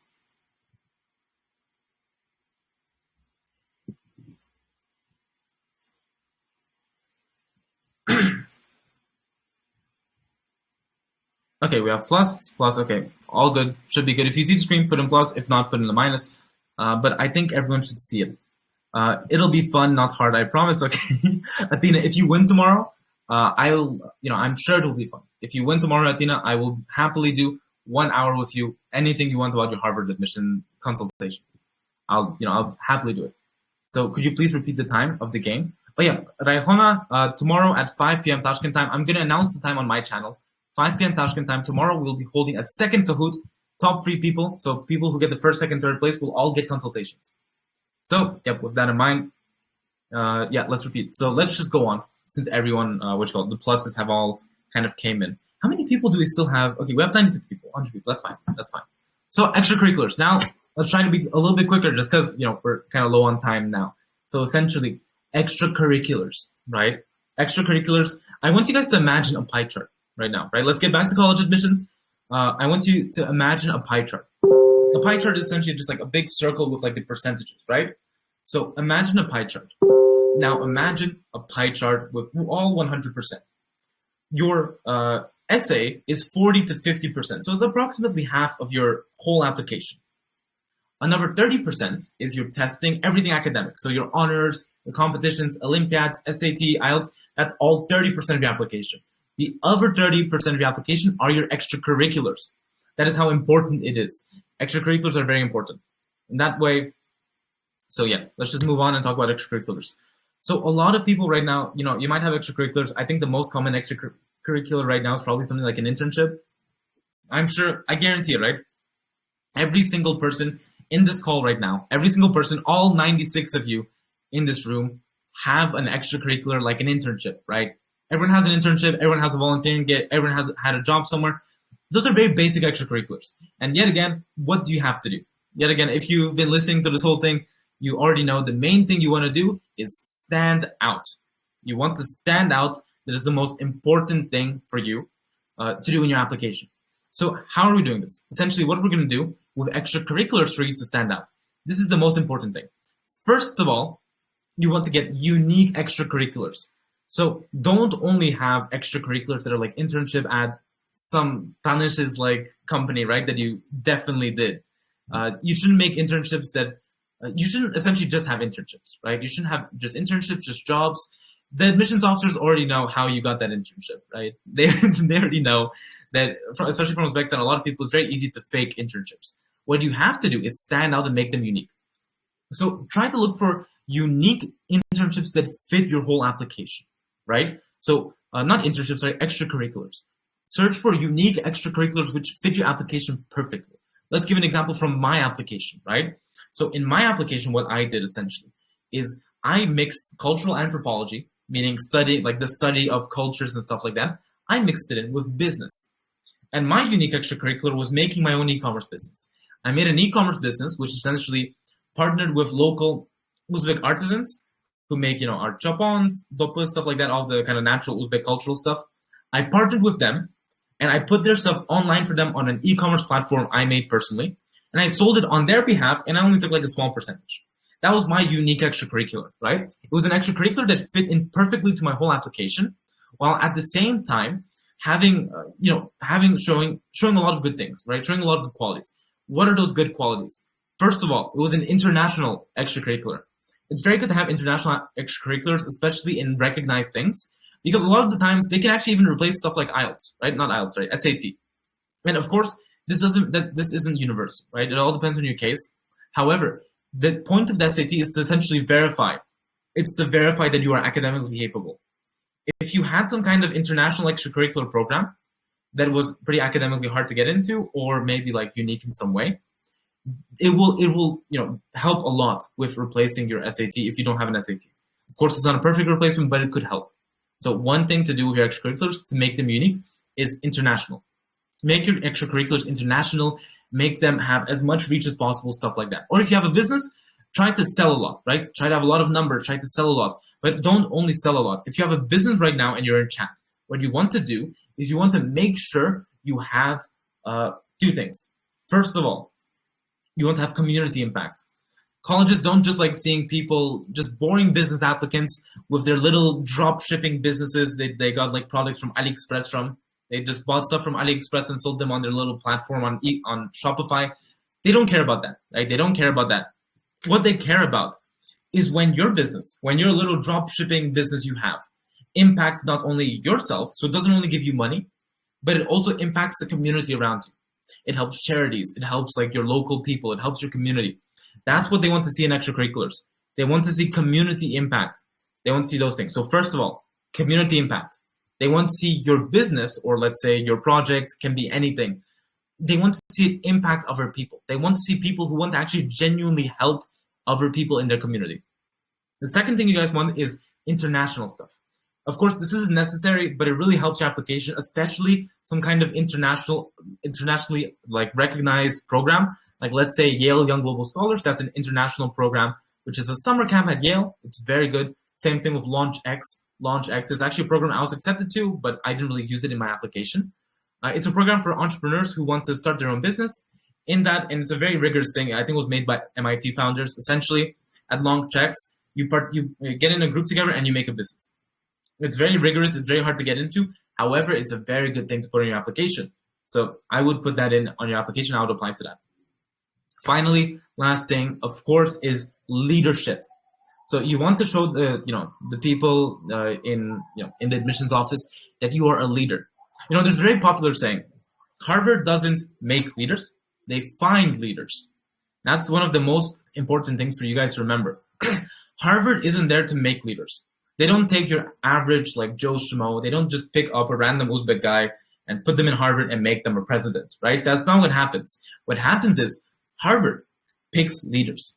Instead of making leaders, they pick them. Actually, there was a study from it's a pretty popular study. I'm sure everyone knows it, but essentially there's a study how essentially with Harvard students who went to Harvard and Harvard students who were admitted but didn't go to Harvard, they were exactly as successful as each other. That's just to show Harvard looks for leaders. They don't make leaders. They look for leaders. And same thing with any top uni. They look for leaders. They don't make leaders, essentially. So let me just go through the chat real quickly. So let's see what we have in chat. I am a leader in writing comments. Yeah, Ismat is definitely the leader of comments. What else do we have? Okay, so let's go over a few questions now about extracurriculars, right? I opened a new library. Don't copy from me. Opening a library is a good extracurricular. I'm not sure how honest Ismat is being right now, but if you open a library, that's a very unique extracurricular. Let's see. Can I include chess? Played several international competitions and played since 8th rank grade as an extracurricular activity? Absolutely. That's actually a perfect extracurricular, right? A lot of people like to play chess, especially if you have chess like competitions. That's something we're going to talk about later. That's an honor, technically. That's an honor. However, you can include like chess enthusiast, right? Or chess Olympic national player. You can include something like that. That's good. However, with the competitions themselves, you include them in a different section, which is honors. And we'll talk about it in a second.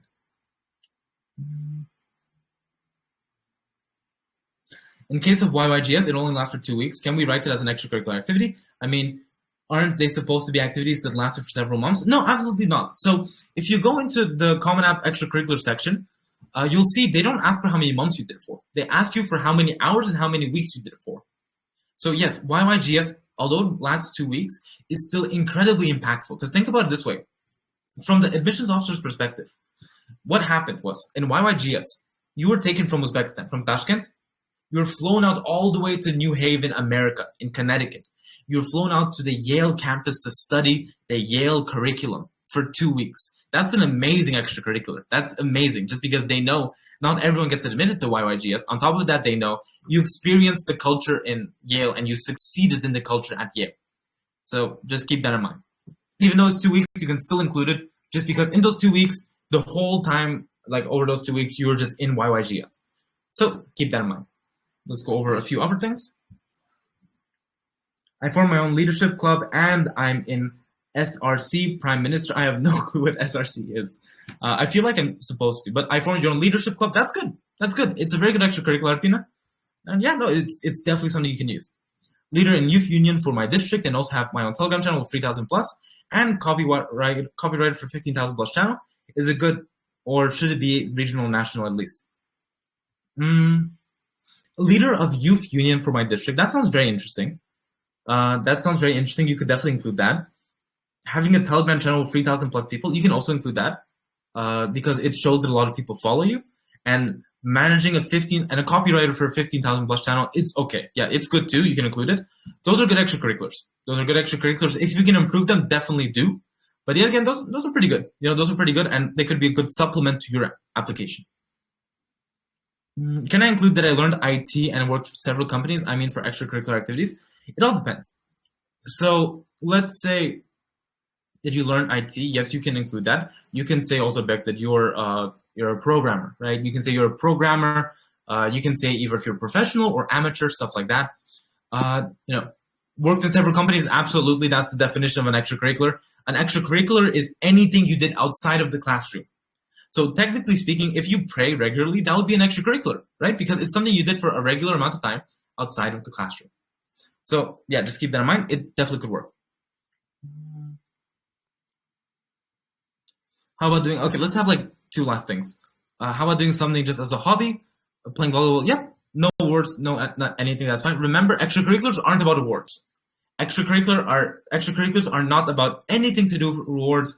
They're all about They're all about your participation, what you did and what you learned. So yes, hobby volleyball, that's perfectly fine.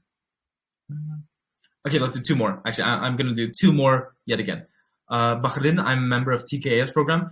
TKS, that's the Knowledge Society, right? I always see Timur Nailov just like keep posting about it, but yeah, no, TKS, that's good. From what I know, it could be useful. Student Representative Council, they basically choose student body and president in presidential schools. Oh, awesome, Athena. No, that's amazing, especially in the presidential schools, because the presidential schools are already like the top tier of school, right? So yeah, no, definitely, that could definitely be good.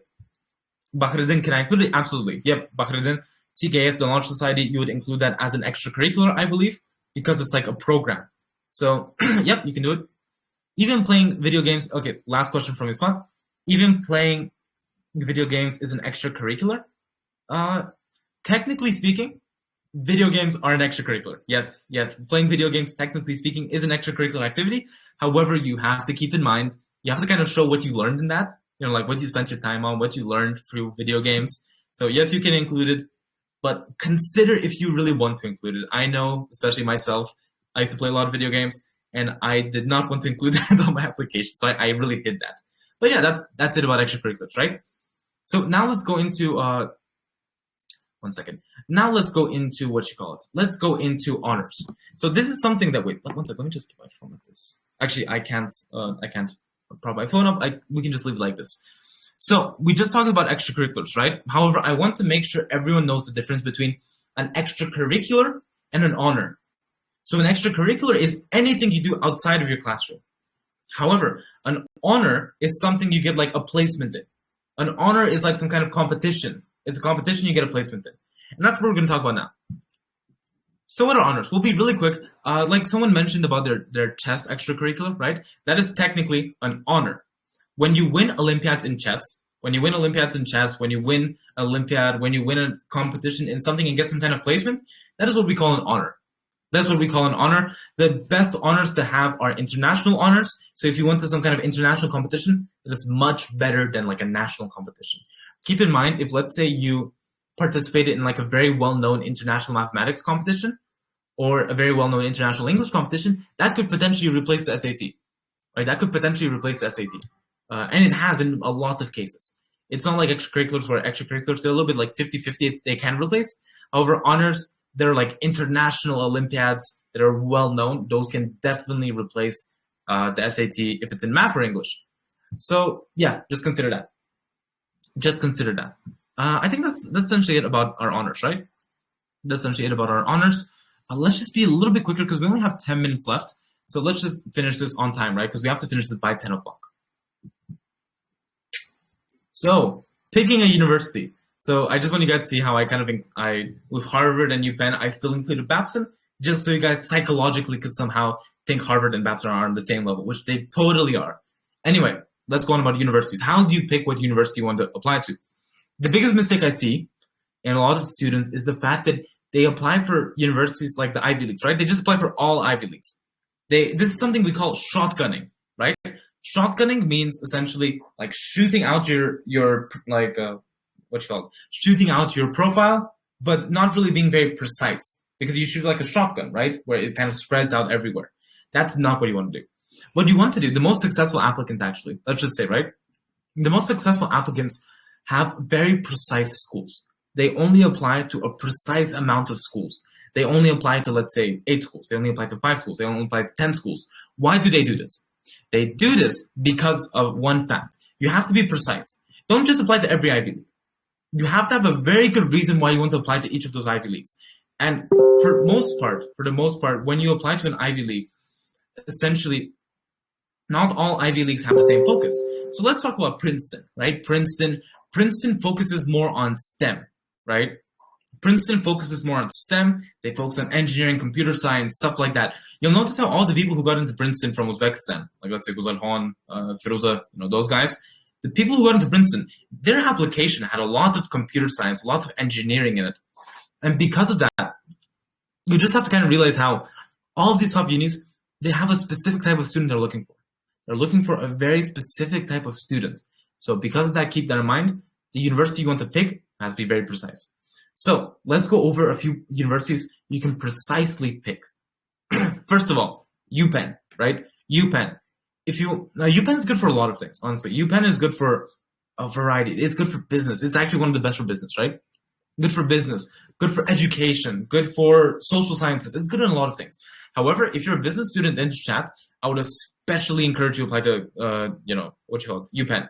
UPenn is one of the best overall business schools in the world, and it will be very good for your, for your business education and give you a lot of connections. So that's one thing to consider. Let's see. I think they just deleted all the comments. Oh, no, they sent out a little thing. So anyway, let's go over a few other things. Duke Kunshan, DKU, Duke Kunshan, a lot of you guys know about it. Duke Kunshan University is essentially the Chinese branch of Duke. You still get the same Duke diploma. Essentially, to all of my data science people here, to everyone doing data science, computer science, all this kind of stuff, especially if you're into something like computer science and environmental sustainability, because they really like that. If you're into computer science, data science, environmental sustainability, Duke Kunshan is a very good option, right? Duke Kunshan is a very good option. You get the Duke diploma, you get to live in China in Kunshan, and on top of that, they're very, very good and well known for data science, as well as computer science and environmentalism. Finally, we have Babson, right? Babson, my school. Call me a little bit biased. I think it's the coolest school here. Why? Because Babson fits my interest the best, right? So if you're into entrepreneurship, but not only that, entrepreneurship by helping your community, by helping the people in your family, in your whole region, in your country, Babson is number one. Babson is literally ranked on US News, right? On US News, Babson ranked number 1 for entrepreneurship, number 2 MIT, number 3 UPenn. I'm not even exaggerating. You can go search up the ranking right now on US News. Number 1 is Babson, number 2 is MIT, number 3 is UPenn. Additionally, UPenn, it's I believe top 10 in America according to Wall Street Journal. So that's just something to kind of keep in mind. Babson, if you want to do entrepreneurship, business, have your own business, Babson is the best. Why? The coolest thing about Babson is the first year course. So FME. FME is essentially a course that I'm going to be taking my first year. And then essentially what it is that Babson puts you in a team of, I believe, about 5 to 10 people, maybe a little bit more. They put you in a small team of people. And then that small team of people is given $5,000 to $10,000 worth of seed money, meaning they give you $5,000 to $10,000 worth of cash to start your own business. And for that whole year, everyone has to take this course, by the way. Everyone at Babson needs to take this course. The whole year, you will be essentially, making your own business with the money the university gives you. That's the coolest thing about Babson. Babson is all about learning not only critical thinking. At Babson, by the way, half of the courses I have to take at Babson. So I have to take 120 credits in total to graduate Babson. 64 of those credits, so half of those credits essentially are in liberal arts, meaning philosophy, critical thinking, logic, stuff like that. So that's the thing with Babson. Babson kind of perfectly splits practical business experience, so actually getting practical experience in business by actual experience using your hands, mixing that in with philosophy, liberal arts, critical thinking, the stuff those like Yale, Harvard unis are known for, mixing them in together to make the best businessmen in the world. So keep that in mind. If you want to go to Babson, a really good reason would be entrepreneurship as well as their liberal arts curriculum. So let's see. I guess we can. What time is it now? Okay, it's 9:56. So let's start ending it off, right? So, oh wait, wrong slide. Q&A, right? I skipped over two over slides. They're just extra games I had planned just in case the session wasn't long enough. But overall, we're done.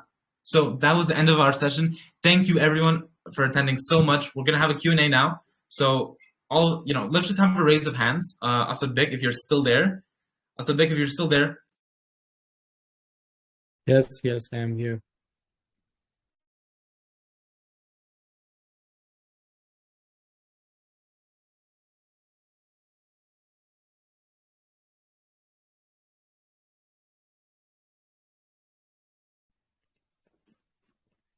Sanjar, we are here. Okay, so sorry yet again. I accidentally, I did the mistake again of logging in from my phone. But essentially, yep. Okay, now that everyone's here, let's have a short Q&A. Keep in mind, if you actually, what I'm gonna do? I'm gonna put. This is probably gonna be horrible. This is most likely a horrible idea. I'm already overloaded in questions, but why not, right? Why not? So I'm gonna put my username into chat right now. Europa Crypt. If you guys have any questions, just message me there. Actually, wait, no. Wait, no, I'm gonna remove that. Instead of that, what I'm gonna do is I'm gonna take my channel. I'm gonna take my channel, and I'm gonna put that yet again in chat. Why? Because I want you guys to join my channel, and so I have a lot of subscribers. That's why. But additionally, it's mostly because of the fact that if you guys want to have questions, honestly, I just get loaded with DMs sometimes. I get so many messages every day, so I don't respond to all of them. However, if you just send them to my channel, it's much easier for me to go for each one of them. So then everyone can see your question, and then they can all know the answer to it, right? So let me just put that in chat right now. Where's SAT Top? Okay, here it is. So here we go. A little bit of businessman, a little bit of entrepreneurship, but here we go. That's my channel. So if you guys want to have any questions, message them there in the group channel thing. And yeah, but other than that, let's have a few questions now. So if we don't have any speakers who raise their hands, I'm gonna just I'm just gonna answer the questions people have in the chat. So let's just have a few raise of hands. Please, if you have any questions, now's the time. You can just raise your hand, ask away.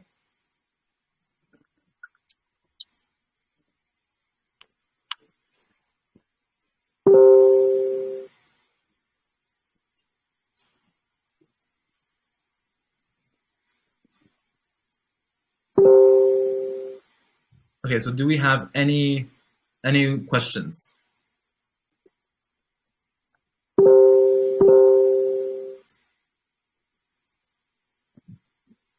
Okay, I don't think anyone's raising their hand in chat.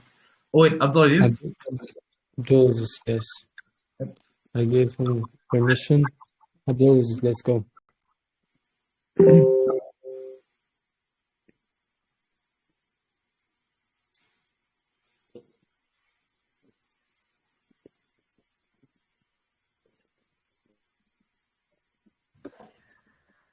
Thank you for the amazing presentation. One thing to note, actually, do those universities admit students who are actually, let's say, 14, 15 years old? I mean, that's crazy, being accepted at 15, right? Yeah, no, it is a little bit crazy. But in reality, yes. So although your application will have a little bit more skepticism, which might have been the reason why I was rejected from other universities, you still can be accepted at 15. I specifically remember because when I was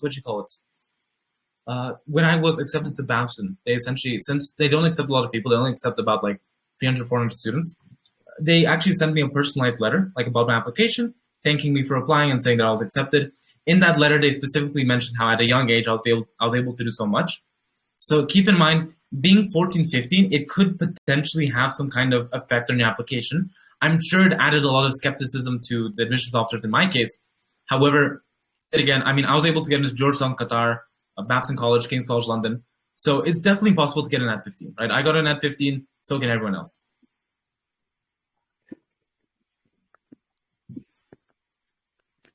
So yeah, I guess that's the answer to that question. Thank you, Abdulaziz. Yeah, do we have any other questions? You can just raise your hand. Come on microphone. While we wait, I'm gonna answer like a few questions I see in chat. 1 second.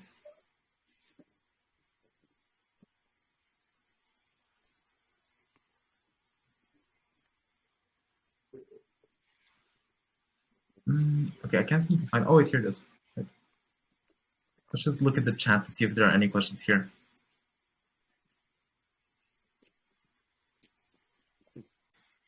Okay, Barbara asked a very good question. Is it okay if I have a really good extracurricular but don't have SAT? Absolutely, it's fine. Yet again, remember, all of these universities these days, they're all they're all SAT optional, right? You don't have to submit the SAT to any of these schools. So because of that, yes, it's perfectly fine if you have good extracurriculars but no SAT. I would suggest you apply to schools which are much more kind of open to SAT optional students, such as NYU, Kunshan, those type of universities. They're much more open to students without an SAT. Let's look at some other questions. Let's see. Or you can fake them using your. Okay, I would suggest not faking your school clubs. that would be a very bad idea. You know, I'm just saying that so I don't like get any lawsuit. In reality, it's very easy to fake clubs. They won't find out. Don't worry. Okay, let's go to other parts. So Athena was saying what? Can you just do a free consultation with me, please? I just have a very good feeling. Please. Okay. For the sake of fairness, I cannot like kind of give a free consultation out. However, what I can do is I can invite you to the free Kahoot game tomorrow. No, I'm kidding. Just Athena, participate in the Kahoot game tomorrow. I don't think there will be that much people. So honestly, you should be fine. You should be able to get at least top 3, honestly. Just have Google with you or something, right? Just have Google. And I'll make the time a little bit longer. Let's go through some other questions. As far as I know, double majors are not allowed, but is it allowed to change the major after the first semester or after first year in Babson College? So at Babson College, it is double majors are allowed. It's called a double specialization. You're totally allowed to have that. It's just a little bit harder, but you can have a double major. However, thing is, at Babson College, specifically Dordona, so once you apply to Babson College, what happens is, although you're admitted, once you're admitted, as soon as you're put into the college, you're actually now undecided, right? So no matter what major you apply with, you can apply with entrepreneurship, finance, environmental sustainability, history, anything. Once you're put into Babson, at Babson, you will not have any restrictions. So you just won't have a major until your second year. In your second year, that's when you'd say your specialization. Let's have like 3 or 4 more questions just because we are running out of time.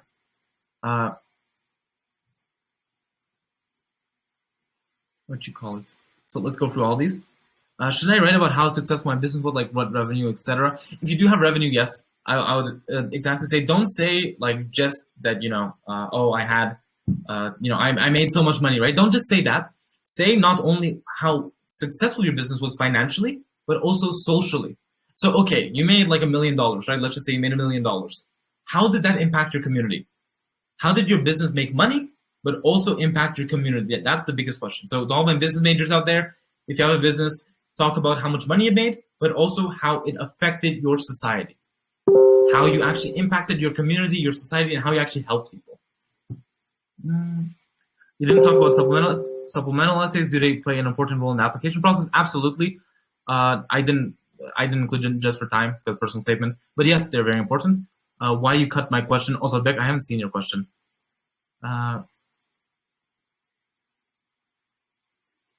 Oh, here. Can I create a club at my school and manage the club members? Is that leadership? Is that called as leadership? Is it? Yep. You can. Yep. Also, Beck, you can submit that. I didn't see the question. But yep. Also, Beck, if you, if yeah, if you just go through and you have a club with leadership and you lead the people, that is called club leadership. And yes, that's a very common extracurricular to have. You can put it in. It's fine. So let's go over two more things. Okay. Athena will be waiting for my Kahoot tomorrow. What was your international/national extracurricular that stood out? Like I said, Uzmerch, right? Uzmerch, essentially, yeah, that was like my biggest thing. Uzmerch, the 6th International Congress, I participated in that. It was like an international congress which invited everyone to Uzbekistan to discuss Uzbek culture. That was one thing I participated in. But yeah, those were like the most standout things I had. Okay, let's do a few more. Most people write about challenges, but I've heard that some people write about their happiest moments in their personal essays. What do you think is a better option? It depends on the story, right? It all depends on the story. I can't really say just based on face value. However, it's better to show, honestly, challenges so you can show how you overcame that challenge. How can I find better unis for economics? And if unis I find are Ivy Leagues. Honestly, there are so many, right? Georgetown, Qatar was really good for economics, but I actually rejected them. But still, they're a very good uni for what you call it, economics. Okay, thank you, God. SATashkent, the guy in chat is moderating. He's answering all the questions. So yeah. Okay, how about your mindset? I can't, okay, let's just go through all of this, right? Okay, last question, absolutely. And I know I've been saying last question a lot, but this is actually the last question. So, okay, let me just go to like the very last ones. Okay, from Athena, last question. How about international honors? Are they good? Absolutely, yes, they are very, very good. So international honors kind of show the admissions, especially if they're international honors that are like readily verifiable. So if it's like a real math competition that is very well known and that they can easily just search up online and see the winners of, like let's say the SAIMC 2019, the South African International Mathematics Competition. That's a very well-known international competition in mathematics, and that would also be a very good international honor. Athena, if you don't have an SAT or don't have good academics, in that case, you can easily use something like, let's say, you can easily use something like an international competition you participated in to kind of replace it if it's related to math or English. So sadly, that was the last question I can answer. Right? There's just so much happening. There's so many questions. It's 10:08. We're 8 minutes over time. So yeah, let's just end it off here. Right? It was really nice getting to meet all of you guys. If you have any questions, by the way, I'm going to tell you more about them in our free consult. Okay, Athena, if you win tomorrow, you can tell me all about it, right? You can tell me all about it. So anyway, everyone, thank you so much for joining today. That's essentially it, right? If you have any questions, please just go to my channel. Wait, actually, I'm going to do a third promotion. Maybe I'm doing a little bit too much, but why not, right? Why not? So let me just quickly take the link to my channel. 1 second. Where is my... Okay, I cannot find my channel for some reason. Wait, actually, I'll find it here. Here we go. So yet again, I am copying. I'm probably promoting my channel a little bit too much, but oh well. So essentially speaking, if you guys have any of these questions, all these questions, just put them into my channel. Right? Put them into my channel. I'll ask them one by one, maybe before bed or something.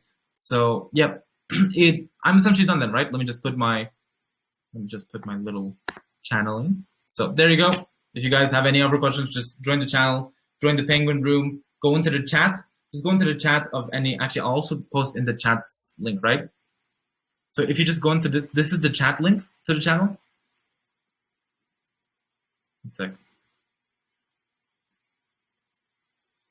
Here we go. So this is the chat link to my channel. If you guys have any questions, just join in, please. You can ask, you answer any questions. Thank you so much. It was like a fire and exciting webinar. Thank you, Yuki. Thank you everyone who participated. So Yuki, Athena, everyone who participated. I was big. Even Jamshid Bek, who tried to steal the free consultation. Raihona, Maftuna. Well, I mean all of you guys, right? Akbarmet, Ashrokobi, especially Ismat, and of course our mechanical engineer Bahreddin. Thank you guys so much, everyone, for essentially participating in today's webinar. And yeah, that's all from me, right? Thank you so much, guys, for being here. I guess we can hand it off to Asadbek.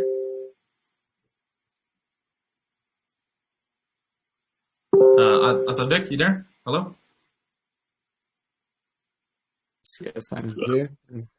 Awesome, great. So yeah, we're essentially done. I guess I'll just say the goodbyes then. So thank you everyone for participating.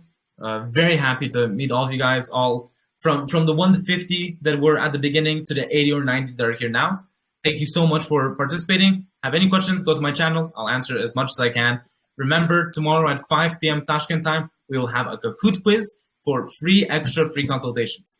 So, yep, I'll see you guys next time. It was really great meeting all of you guys, like so many interesting stories, especially. So, yeah, just join my channel. You can ask any questions. I'll answer as soon as I can. Please ask them in the channel, though, because I'm kind of lazy with all the DMs I get. So, yeah, it was really good meeting all of you guys. And I hope to see you guys one day at like some prestigious, nice Ivy League college. Or maybe at Babson College, right? Maybe I'll see one of you guys at Babson College next year. It was really nice meeting all of you guys. And yeah, see you. Bye, guys. Have a good day, guys. Thank you, Sanjar. Thank you so much for having your time. And special thanks will be, I hope, tomorrow in person. Yep, of course, of course. So yeah, see you guys then, and I'll see you guys later. Bye.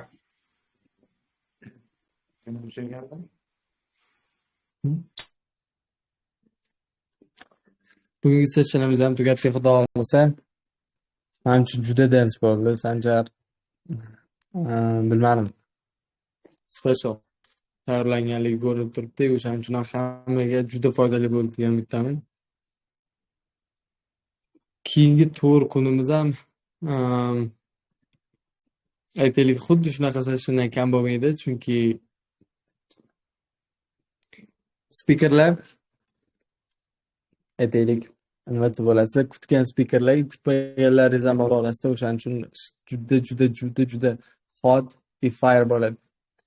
Xo'p, har doimgidek o'zimizni traditsiyamizga asoslangan holda ertangi spikerni guess qilishga harakat qilamiz. Kommentariyada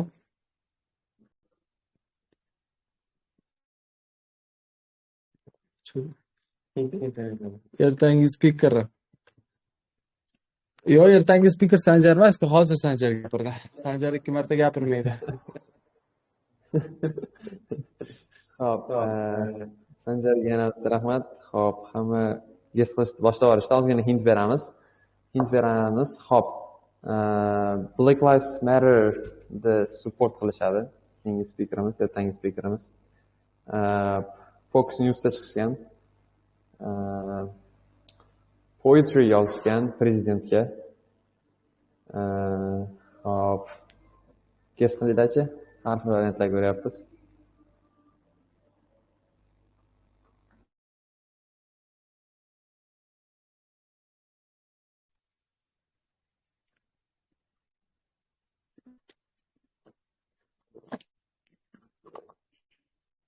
Beg'zur degan atvet kelibdi. Beg'zur degan spikerimiz yo'q. Shohrux. Yo'q, Shohrux emas. Black Lives support deyapmiz. Fox News'da chiqqan, unda prezidentga she'r yozgan. Ivy League'da o'qiydi.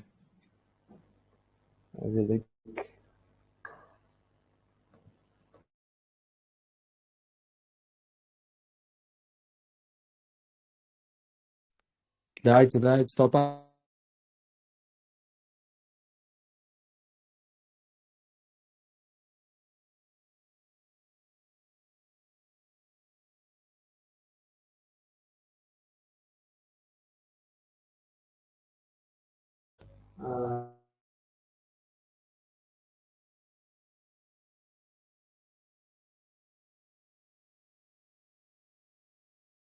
Ertaga xudo xohlasa Behruz Mahmudov bilan suhbat bo'ladi. Behruz hozir Garvard talabasi. Behruzning keyzi ozgina boshqaroq biznikidan, chunki bizni ko'pchilik spikerlarimiz hammasi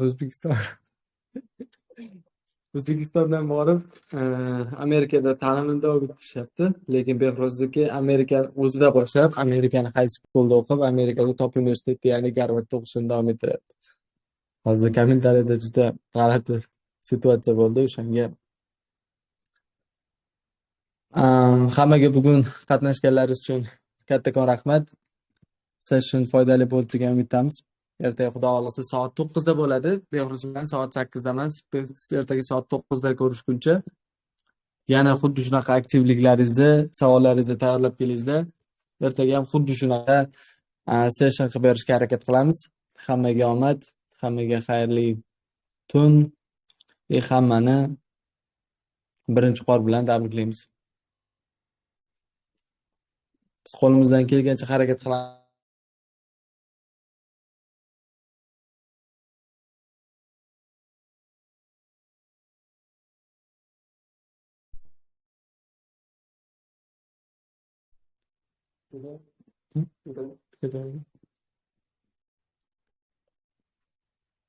Allo.